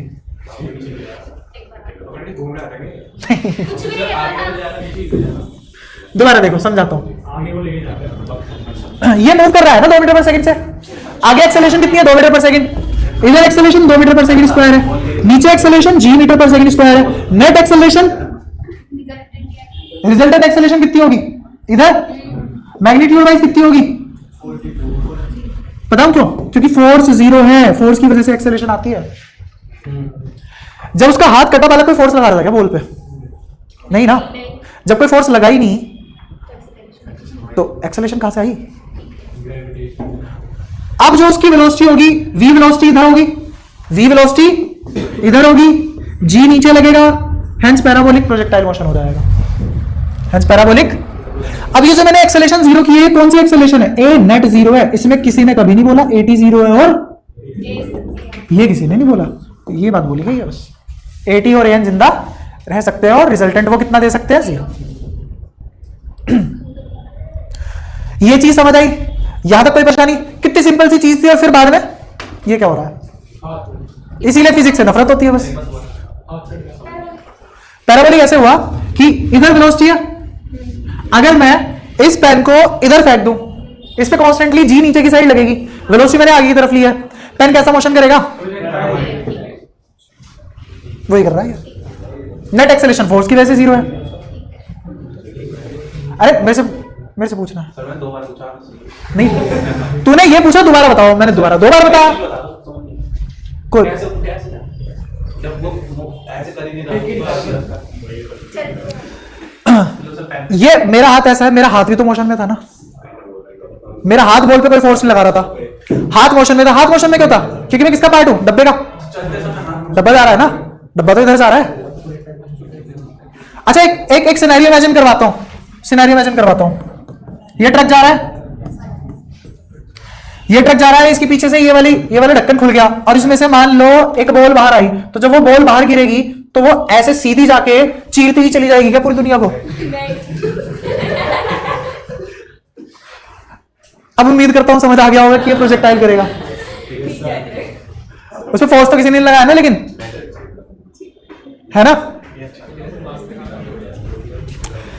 खैर अब एक सवाल करते हैं, है ना, बहुत देर हो गई, सवाल नहीं करा हमने, ऐसा मन नहीं करता, कॉम्पिटिटिव एग्जाम की प्रिपरेशन कर रहे हो और सवाल नहीं हुआ तो लानत है तुम पे, मैं तो कर चुका अपने टाइम पे, लानत feel.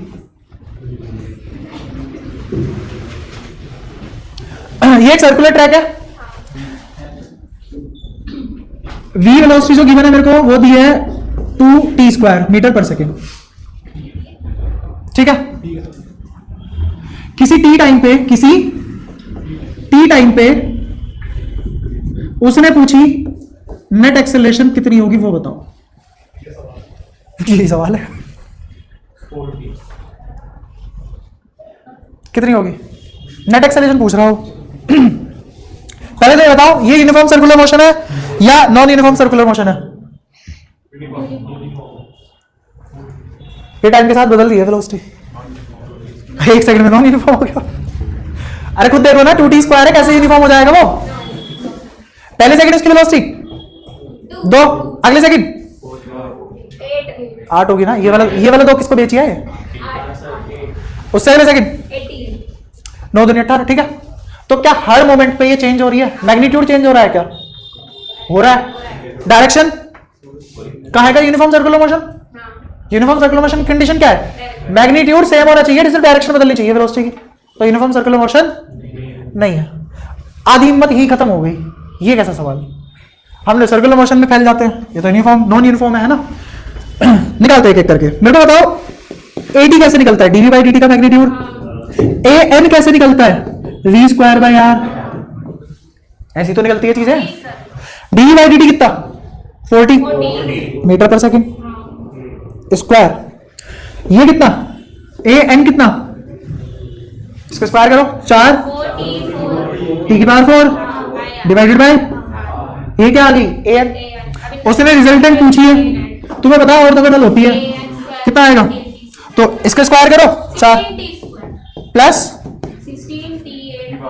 16t⁸ divided by r², आ गई, इजी, यही है आंसर, ये आंसर ही है। और डायरेक्शन tan θ निकाल लो, AN/AT कितना आ गया, t³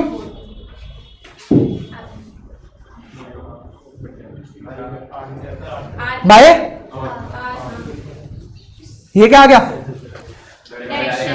डायरेक्शन आ गई। ठीक है, कोई परेशानी इसमें, कुछ मुश्किल? ये दो डब्बे इस आंसर। सवाल थोड़ा सा बदलता हूं, वो पूछ रहा है कि 1 सेकंड बाद, after 1 second, find theta between a net and tangential acceleration when r equals to 1 metre. करो जल्दी।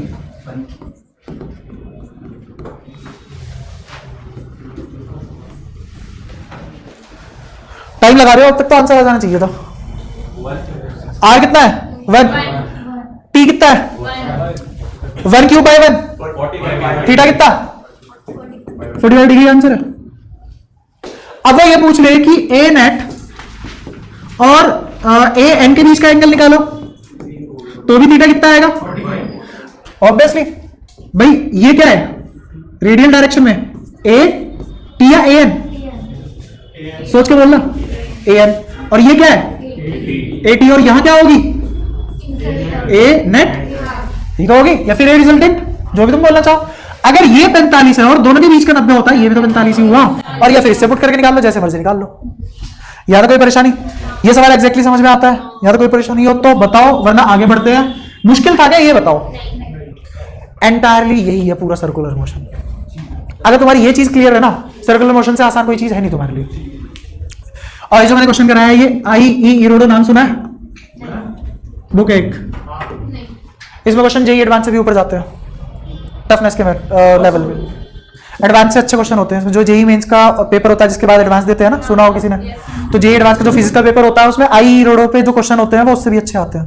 1700 क्वेश्चन, अगर ये 1700 क्वेश्चन खुद से कर लेते हो ना, तो कोई तुम्हारा एग्जाम नहीं रोक सकता वो फिजिक्स के रेस्पेक्ट में। और ये उसी किताब का क्वेश्चन है, और इतना आसान नहीं है वो। इतना आसान कब बना? तुमने पहले 1 घंटा चीजें वो पढ़ी, तो चीजें आसान होती है, बस थोड़ा सा वर्कआउट करना होता है उनको।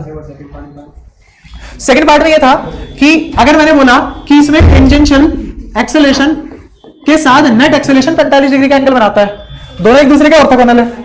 अगर ये 45 है, 90 - 45, ये भी तो 45 ही बचा, तो नेट एक्सेलरेशन का रेडियल के साथ भी कितना एंगल आएगा? 45 डिग्री आएगा। कोई परेशानी इसमें? पक्का? पूरे सर्कुलर मोशन में 3 ही चीज है, a t, a n, a net, बस, इसके अलावा कुछ नहीं। चीजें रिलेट हो पा रही है? समझ आ रहा है सब? कुछ मुश्किल लग रहा है? ठीक है, आगे बढ़ते हैं। पैराबोला पे बात करते हैं थोड़ी सी। पैराबोला कह रहा हूं, प्रोजेक्टाइल मोशन।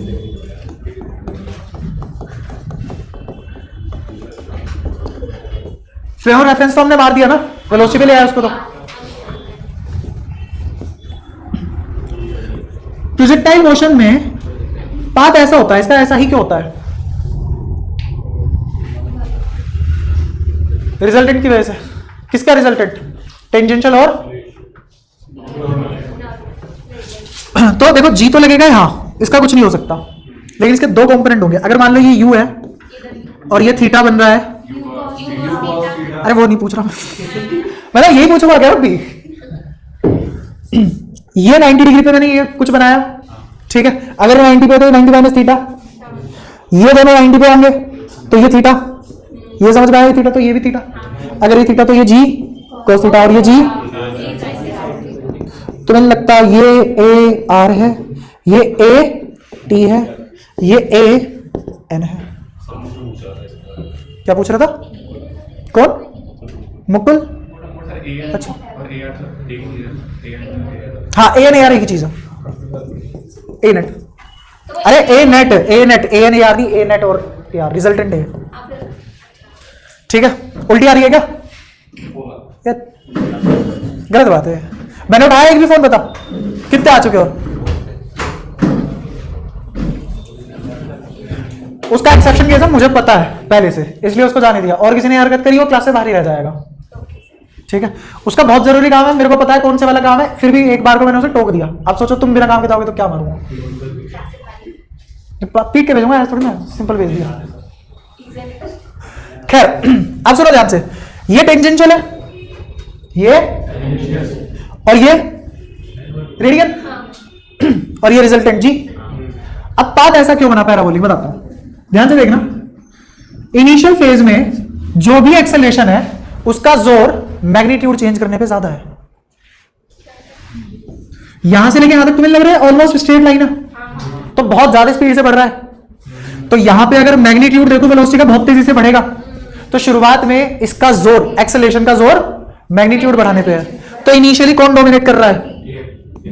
एन की 80 टेंजेंशियल एक्सेलरेशन ज्यादा डोमिनेट कर रही है, इसीलिए मैग्नीट्यूड ज्यादा चेंज हुआ। अब यहां से लेके यहां तक डायरेक्शन बहुत ज्यादा चेंज हुई और मैग्नीट्यूड कम चेंज हुआ। तो कौन डोमिनेट कर रहा है? एन। उसके बाद फिर कौन डोमिनेट कर रहा है? इसलिए एक बात ऐसा है इसका। एक और एनालॉजी कुछ समझ में आया तीनों को? उधर तीन देख रहे, एक देख रहा, दो देख रहे, देख के उधर देख रहे, टोक ना दे। हाँ समझ आ रहा है तीनों को? पक्का? अरे तुम तीनों की बात हो रही है, तो एक बार भी हाँ नहीं बोला, ठीक है। तो यहां पे भी किस चीज का कॉन्सेप्ट है? 80 और बट कभी वैसे पढ़ा नहीं हमने, तो ये पढ़ा है जी नीचे, हाँ नीचे ही है वो, बट पाथ ऐसा इसलिए बनता है। दूसरी एक्सप्लेनेशन ट्रैजेक्टरी की इक्वेशन, वो निकाल लेते हैं, फिर ऐसा बनना शुरू हो जाता है ना। तो इनिशियली कौन डोमिनेट कर रहा है? मैग्नीट्यूड चेंज हो रहा है सिर्फ और सिर्फ टेंजेंशियल, और फिर बाद में ए, ठीक है। अब एक और चीज करेक्ट करवाना चाहूंगा मैं यहां पे तुमसे। तुम्हें लगता है यहां पे इस पाथ के लिए ये रेडियल है और ये टेंजेंशियल है ना? तो बस यही एक चीज है जो तुम्हें और सीखनी है, सिर्फ और सिर्फ किसके केस में? प्रोजेक्टाइल के केस में। प्रोजेक्टाइल के केस में असलियत में ये टेंजेंशियल होगी और ये असलियत में ये डोमिनेट कर रही है, और यहां से लेके यहां तक ये डोमिनेट कर रही है, ठीक है। कोई चीज तुमने शायद किसी की आवाज आई है, समझ नहीं आया, बताओ कहां से समझ नहीं आया, क्या चीज समझ नहीं आई? मतलब इसमें समझ क्या नहीं आया? जैसे टेंजेंशियल जो कर्व के अलोंग होती है, अबे यार ऐसा मत किया करो यार, 10 मिनट बाद तुम बताते हो कि 10 मिनट बाद वाला नहीं, अभी आपने जब तक बोला कि वो 80 और AN का वो चेंज होगा,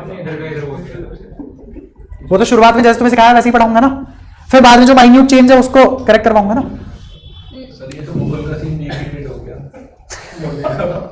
यही पॉइंट होता था, मैं पूरा ये समझ गया। नहीं वो अरे तुम तो बिल्कुल ही कंफ्यूज हो रहे हो, वो मोशन ऑन इंक्लाइन प्लेन है, प्रोजेक्टाइल ऑन एन इंक्लाइंड है, वो बिल्कुल क्या चाहते क्या हो? अब बस बस बस बस इतना नहीं हंसना होता, तेरी भी बारी आ जाएगी किस दिन, वरना और वो दोगुनी स्पीड में हंसेगा। अच्छा खैर इनका अपना पर्सनल चल रहा है जो भी। तो दोबारा समझ लो, दोबारा बता देता हूं। मैंने बोला कि जो कर्व के अलोंग होगा वो टेंजेंशियल होगा, ठीक है। फिर दोबारा से जो कर्व के अलोंग होगा वो टेंजेंशियल होगा। यहां पे ये सब लाइनें क्या है? टेंजेंशियल। तो तुम्हें क्या लग रहा है? यही वाली एक्सेलरेशन तो है जो टेंजेंशियल की तरह एक्ट कर रही है, और यही तो वो एक्सेलरेशन है जो रेडियल की तरह एक्ट कर रही है। तो यहां पे जो रेडियल है वो cos थीटा वाली है और टेंजेंशियल sin थीटा वाली है, उल्टा है पिछले वाले के। बस ये समझा रहा था, ठीक है। और इसीलिए ये इसको बहुत ज्यादा डिक्रीज कर रहा है। अब वहां पे तुमने बोला था ना कि वेलोसिटी का मैग्नीट्यूड बढ़ रहा है, किसी ने मेरे को टोक के नहीं बोला कि वो बढ़ नहीं रहा, वो घट रहा है। मेरे को बताओ यहां से वेलोसिटी शुरू हुई, यहां की कितनी होगी वेलोसिटी? तो घटेगी बढ़ेगी? यहां से लेके यहां तक बहुत कम हो गई है वेलोसिटी, यहां से लेके यहां तक उतनी ही रही लगभग, लेकिन डायरेक्शन बहुत ज्यादा चेंज होगी, घूम ही तो गया अगला पूरा। अब समझ में आया दोनों कैसे काम कर रहे हैं एक्सेलरेशन से? क्लियर? पक्का? ठीक है। तुम डिजाइन नहीं कर पा रहे हैं ना, काइनेटिक्स पढ़ रहे हैं, सर्कुलर पढ़ रहे हैं, क्या पढ़ रहे हैं? मैथ्स पढ़ रहे हैं, लेकिन काइनेटिक्स पढ़ रहे हैं। हाँ क्वेश्चन होना चाहिए, और क्या चाहिए जीवन में, है ना? वो होंगे, और थोड़ा सा रुकना पड़ेगा उसके लिए, बट होंगे, चाहे बायो बढ़ा दो, ठीक है। तो मतलब इन चोट तू टोट का चाहता है, टोट का चाहता है इन चोट तू कि मैं मुझे ऐसा बता दूं काला कपड़ा बांध लो, ये सब वो सब, तो फालतू की बात। क्या करना है? किसके? क्यों? 4 बजे तक टाइम बोला तो था। कहाँ है घड़ी? इधर क्यों कर रहा है? अच्छा मेरे को इधर से नहीं दिखती। अच्छा तो ठीक है, ये भी कर लेना बात, कोई दिक्कत नहीं, आराम से कर ले, हम नहीं कर रहे डिस्टर्ब। अभी तक किसी को कुछ पूछना हो तो पूछो, फिर आगे बढ़ रहा हूं मैं। बढ़ सकते हैं ना? इसमें जो पूरा का पूरा मोशन हुआ तुम्हारा, जो पूरा का पूरा मोशन हुआ, इसमें एंटायर मोशन में बहुत ही मजे की बात है, पूरे एंटायर मोशन में जी कांस्टेंट है, लेकिन जी जिस दो कंपोनेंट में टूटेगा वो रेशो हर मोमेंट पे अलग अलग होगा, इसीलिए इसका मोशन ऐसा है। दोबारा बोल के बता सकते हो मैंने क्या बोल दिया? अलग अलग होगा, लेकिन ओवरऑल जी हमेशा, इसीलिए मोशन ऐसा है, उल्टा सीधा घूमा हुआ, बिल्कुल कहीं बढ़ रहा है कहीं घट रहा है, ठीक है। तो जी हमेशा इधर नीचे की तरफ। वाई एक्सिस में कोई जी नहीं है, वाई एक्सिस में तो कोई सा भी जी नहीं है, ना जीटी है ना जीएन है, कोई भी नहीं है। एक्स एक्सिस में, सॉरी वाई एक्सिस कह रहा हूं, एक्स एक्सिस में कोई भी एक्सेलरेशन प्रेजेंट नहीं है, तीनों में से कोई भी एक्सेलरेशन एक्स एक्सिस में तो नहीं है यार, पता है मेरे को, लेकिन अच्छी बात नहीं है। क्लास है अभी बच्चे एकदम सीधा कि अगर से सामने पैराबोला देखती है, वैसे गेट खुलती है, बंद करने का मन कर जाता है। मतलब इसका बारे में सारे वो लोग बैठे हैं जो अत्यंत ही नफरत करते हैं फिजिक्स से। अरे मेरे को कुछ करने के लिए मत बोला, मोहब्बत भी नहीं करते, नफरत भी नहीं करते, इग्नोर करते। केमिस्ट्री फिर भी सही है, कभी इनऑर्गेनिक पढ़ी है? इनऑर्गेनिक पढ़ी है कभी? हाँ तो पढ़ ले एक बार फिर बोलना। अच्छा फिजिक्स केमिस्ट्री से सही है, अच्छा तो ऐसे खुश होना था ना मेरे को, ठीक है चलो खैर। जी हमेशा नीचे रहेगा, ले देखे ग्रेविटेशन फोर्स है, एयर फ्रिक्शन हम खुद अपनी लात मार के भगा चुके हैं, उसे होती है वो, लेकिन नेग्लेक्ट करते हैं इधर। तो सिर्फ और सिर्फ वाई एक्सिस में है जो भी एक्सेलरेशन है, तो एक्सेलरेटेड मोशन सिर्फ और सिर्फ कौन से एक्सिस में प्रेजेंट है? वाई एक्सिस में। एक्स एक्सिस में कोई भी एक्सेलरेटेड मोशन अगर एक्सेलरेशन है ही नहीं तो वेलोसिटी कांस्टेंट नहीं होगी, डीवी बाई dt जीरो कब पॉसिबल है? जब v या तो जीरो या कांस्टेंट हो, v तो है उधर, एक ही मोमेंट पे जीरो है, तो इसका मतलब v कैसा है एक्स एक्सिस में? कांस्टेंट।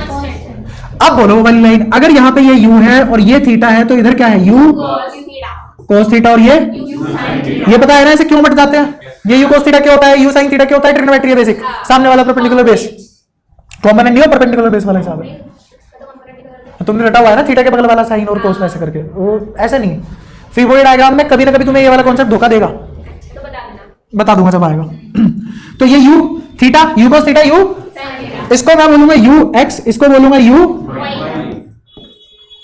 फ्री फॉल के लिए बहुत सारी चीजें पढ़ी हुई है ना तुमने, तो फ्री फॉल जब भी तुम कराते हो किसी भी ऑब्जेक्ट का, तो u जीरो होता है, v कुछ तो होता है, और हाइट मान लो h है। तो इसमें अगर मुझे ये फाइनल वेलोसिटी v निकालनी हो तो u प्लस at से निकाली जा सकती है। कैसे निकालोगे? टाइम तो है ही नहीं, टाइम तो है ही नहीं, लेकिन फिर भी निकल सकती है। पता है क्यों? u जीरो है, ये माइनस जी है, तो t किसके बराबर आ जाएगा? सॉरी v बाई जी, ठीक है। यहां तो कोई परेशानी? अच्छा एक ऐसा भी हो सकता है फ्री फॉल कि यहां से यहां ऐसे फेंका, ये ऊपर गया और नीचे आया, मेरे को अलग अलग मोशन दिखाने के लिए ऐसा बनाना पड़ा, ये प्रोजेक्टाइल नहीं है, स्ट्रेट लाइन मोशन है, ठीक है। अभी तो मैंने ये वाला सवाल भी नहीं पूछा, जब स्ट्रेट लाइन मोशन होता है तो डिस्प्लेसमेंट टाइम ग्राफ कर्व क्यों बनता है? ऐसे ऐसे सवाल भी करेंगे, टेंशन ना लो। हाँ बाई इक्वेशन तो हमने देख ही लिया, बट ऐसा हो क्यों रहा है? स्ट्रेट लाइन मोशन है, स्ट्रेट पाथ है, फिर भी वो कर्व आ रहा है। वो तो पता ही दिया, वो तो इक्वेशन की वजह से है, बट ऐसा हो क्यों रहा है? जितने भी तुम ग्राफ देखते हो ना दुनिया में, जितने भी ग्राफ देखते हो, तुम्हें अपनी आंखों से सिर्फ और सिर्फ वाई एक्स का ग्राफ दिखता है। तुम्हें तो पता है ना, सिर्फ और सिर्फ वाई वर्सेस एक्स का ग्राफ तुम बेयर इन आंखों से देख सकते हो, प्रैक्टिकली फिजिकली। बाकी और कोई graph, VT graph, speed time graph, displacement time graph, ये सब आंखों से क्यों? क्योंकि तुम जो इक्वेशन में रिलेट करते हो ना, वो वाई को एक्स के साथ रिलेट करके देखती है तुम्हारी आंखें। अरे कोऑर्डिनेट है ना, दुनिया को देखने का नजरिया क्या है? एक्स में देखो, वाई में देखो, जी में देखो। तो जो तो अपनी आंखों से ग्राफ दिखाई देगा वो वाई वर्सेस एक्स का ग्राफ दिखाई देगा, दुनिया में और कोई ग्राफ नहीं दिखाई देगा, क्योंकि तुम्हें टाइम नहीं दिखता। दिखता है क्या? तो तुमने क्या किया, वाई और एक्स को एक थर्ड वेरिएबल से रिलेट किया टाइम से, और फिर उसका ग्राफ बनाया। तो तुम इक्वेशन के थ्रू ही बना सकते हो, आंखों से नहीं देख सकते। दुनिया में सिर्फ एक ग्राफ है जो तुम आंखों से देख सकते हो, वो कौन सा है? वाई एक्स और जी कोऑर्डिनेट वाला, ठीक है। यहां तक कोई परेशानी? अगर तुम इस वाले का वाई एक्स ग्राफ बनाओगे, इस वाले का वाई एक्स ग्राफ बनाओगे, तो कैसे बनेगा? ऐसे बनेगा, ये वाई गया, फिर वाई जीरो हुआ, फिर वापस आया, ये इसका ग्राफ वाई एक्स। प्रोजेक्टाइल का वाई एक्स ग्राफ कैसे होगा? पहले बढ़ा, फिर जीरो मैक्सिमम गया, फिर घटना शुरू हो गया। तो जिस टाइप का मोशन होता है उसी टाइप का as it is y x graph बन जाता है, और तुम्हें वही दिखाई देता है नेचर में, बाकी और कोई ग्राफ नहीं दिखता, वो सब इक्वेशन से बनते हैं। और वही हमें अच्छी चीजें निकाल के देते हैं बजाय y x graph. Y x graph तो हमें कुछ देता ही नहीं निकाल के। तो जो आंखों से दिखता हो किसी काम का सच्चाई हमारी आंखों से अनभिज्ञ है, बुद्धि से देखना होता है चीजों को, ठीक है। अब बुद्धि देखने का मतलब ये नहीं है ऐसे आंख बंद करो प्रोफेसर एक्स बनो और ऐसे तिरंगे छोड़ो। हाँ, अब बैटमैन वाली फील आ रही है। तो फ्री फॉल का थोड़ा सा करा देता हूं, फिर उसके बाद मैं अगली क्लास में तो प्रोजेक्टाइल के सारे फंडे करा दूंगा। काइनेटिक्स कल खत्म कर लेंगे, नेक्स्ट क्लास में जब भी हो। यहां पे वेलोसिटी 0 है, किसी यू वेलोसिटी से फेंका गया, इसको यहां से लेके यहां तक छोटू टी लगा और पूरी जर्नी में कैपिटल टी लगा, इसकी हाइट है कैपिटल एच, ठीक है। अगर मुझे छोटू टी निकालना है तो तुम्हें बताया कितना आएगा, यू बाय कैपिटल टी कितना आएगा, 2u बाय जी, और u कितना आएगा, v equal to u plus 80 निकाल लेंगे। टाइम निकाला हुआ है, ये टाइम ऑफ फ्लाइट है टोटल, तो 2u बाय जी, और एक्सेलरेशन की जगह माइनस जी, और ये u और v कितना 0, तो ये कटा तो u किसके बराबर आ गया 2। ये क्या हुआ,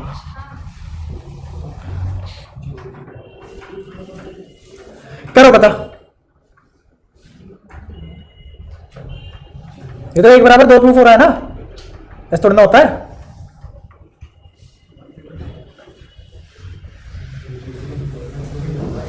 तुम्हारी गलती नहीं है, वो वाले बैच में जो 2-3 बार रिवीजन कर चुके होते हैं उनके सामने फ्लो में कर जाता हूं, वो भी हाँ क्या तो सही रहा, पर नहीं है तो गलत, तो गलती कहां है?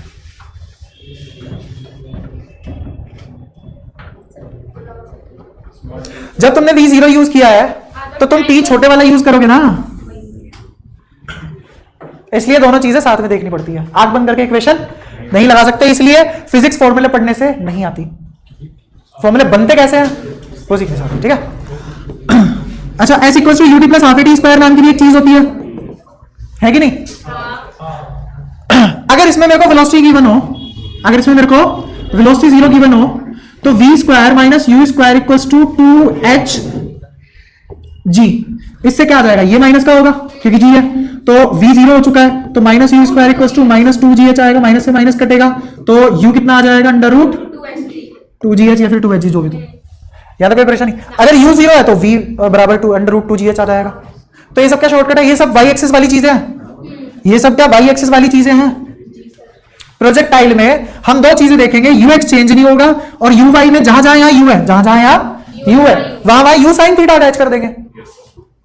वो सारा का सारा खेल प्रोजेक्टाइल का हो जाएगा, फिर भी कराऊंगा मैं अपने हाथों से अलग से, ठीक है। यहां तक किसी को कोई परेशानी हो, पक्का श्योर? क्योंकि अगर मैं प्रोजेक्टाइल कराऊंगा तो मैं तुम्हारा वो भी खत्म करूंगा, इसमें इंक्लाइन वाला भी खत्म करूंगा, ये भी खत्म करूंगा, इसको रिलेट भी कराऊंगा, क्वेश्चन भी कराऊंगा, और थोड़ा बहुत एवरेज वेलोसिटी की भी बात कर लेंगे, और फिर उसके बाद तुम्हारा 1-2 ग्राफ और फिर उसके बाद relative velocity, drift, Rain Man problem, river Bob, वो सब नेक्स्ट क्लास में, एक ही क्लास में हो जाएगा। उसके बाद तुम्हारी काइनेटिक्स बहुत बड़ी है, लेकिन जितनी ज्यादा मैं 2 क्लास में करा रहा हूं तुम खुद देखोगे हाँ बहुत है, और क्वेश्चन होंगे उससे। फिर मैं तुम्हें शीट दे दूंगा, शीट में तुम्हें मतलब डिस्कस भी करूंगा तुम्हारे साथ, कुछ क्वेश्चन मैं कराऊंगा भी, कुछ तुम घर पे भी करोगे, लेकिन एक भी क्वेश्चन नहीं छोड़ना, दोनों की दोनों शीट करनी ही करनी है। हर चैप्टर में अगर ऐसा कर लोगे, जिस दिन सिलेबस खत्म होगा कोई भी एग्जाम उठा के देख लेना, एडवांस को छोड़ के, जेई एडवांस को छोड़ के कोई भी एग्जाम उठा के देख लेना, तुमसे क्वेश्चन हो रहे होंगे खुद से। तुम्हें लगेगा पता नहीं हमें क्या हो गया, हमसे क्वेश्चन क्यों हो रहे नहीं हो रहे होंगे, ठीक है।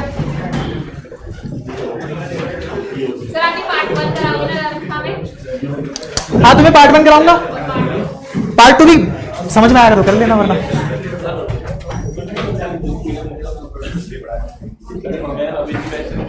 क्या। हाँ इस बैच में यार कंटिन्यू करोगे, तुम्हें क्या समझ नहीं आया वहां पे कुछ, तुम कुछ नहीं, तुम नोट यही बना के आया था, तो फिर भी अलग पढ़ना है, तो वो थोड़ा गलत है ना, समझ में आया ना। हाँ यही है बैच को। दूसरा बच्चे हाँ ठीक है उतने नहीं है जैसा मैंने सोचा था, 60-70 के आसपास हो जाएंगे, उतने तो नहीं है।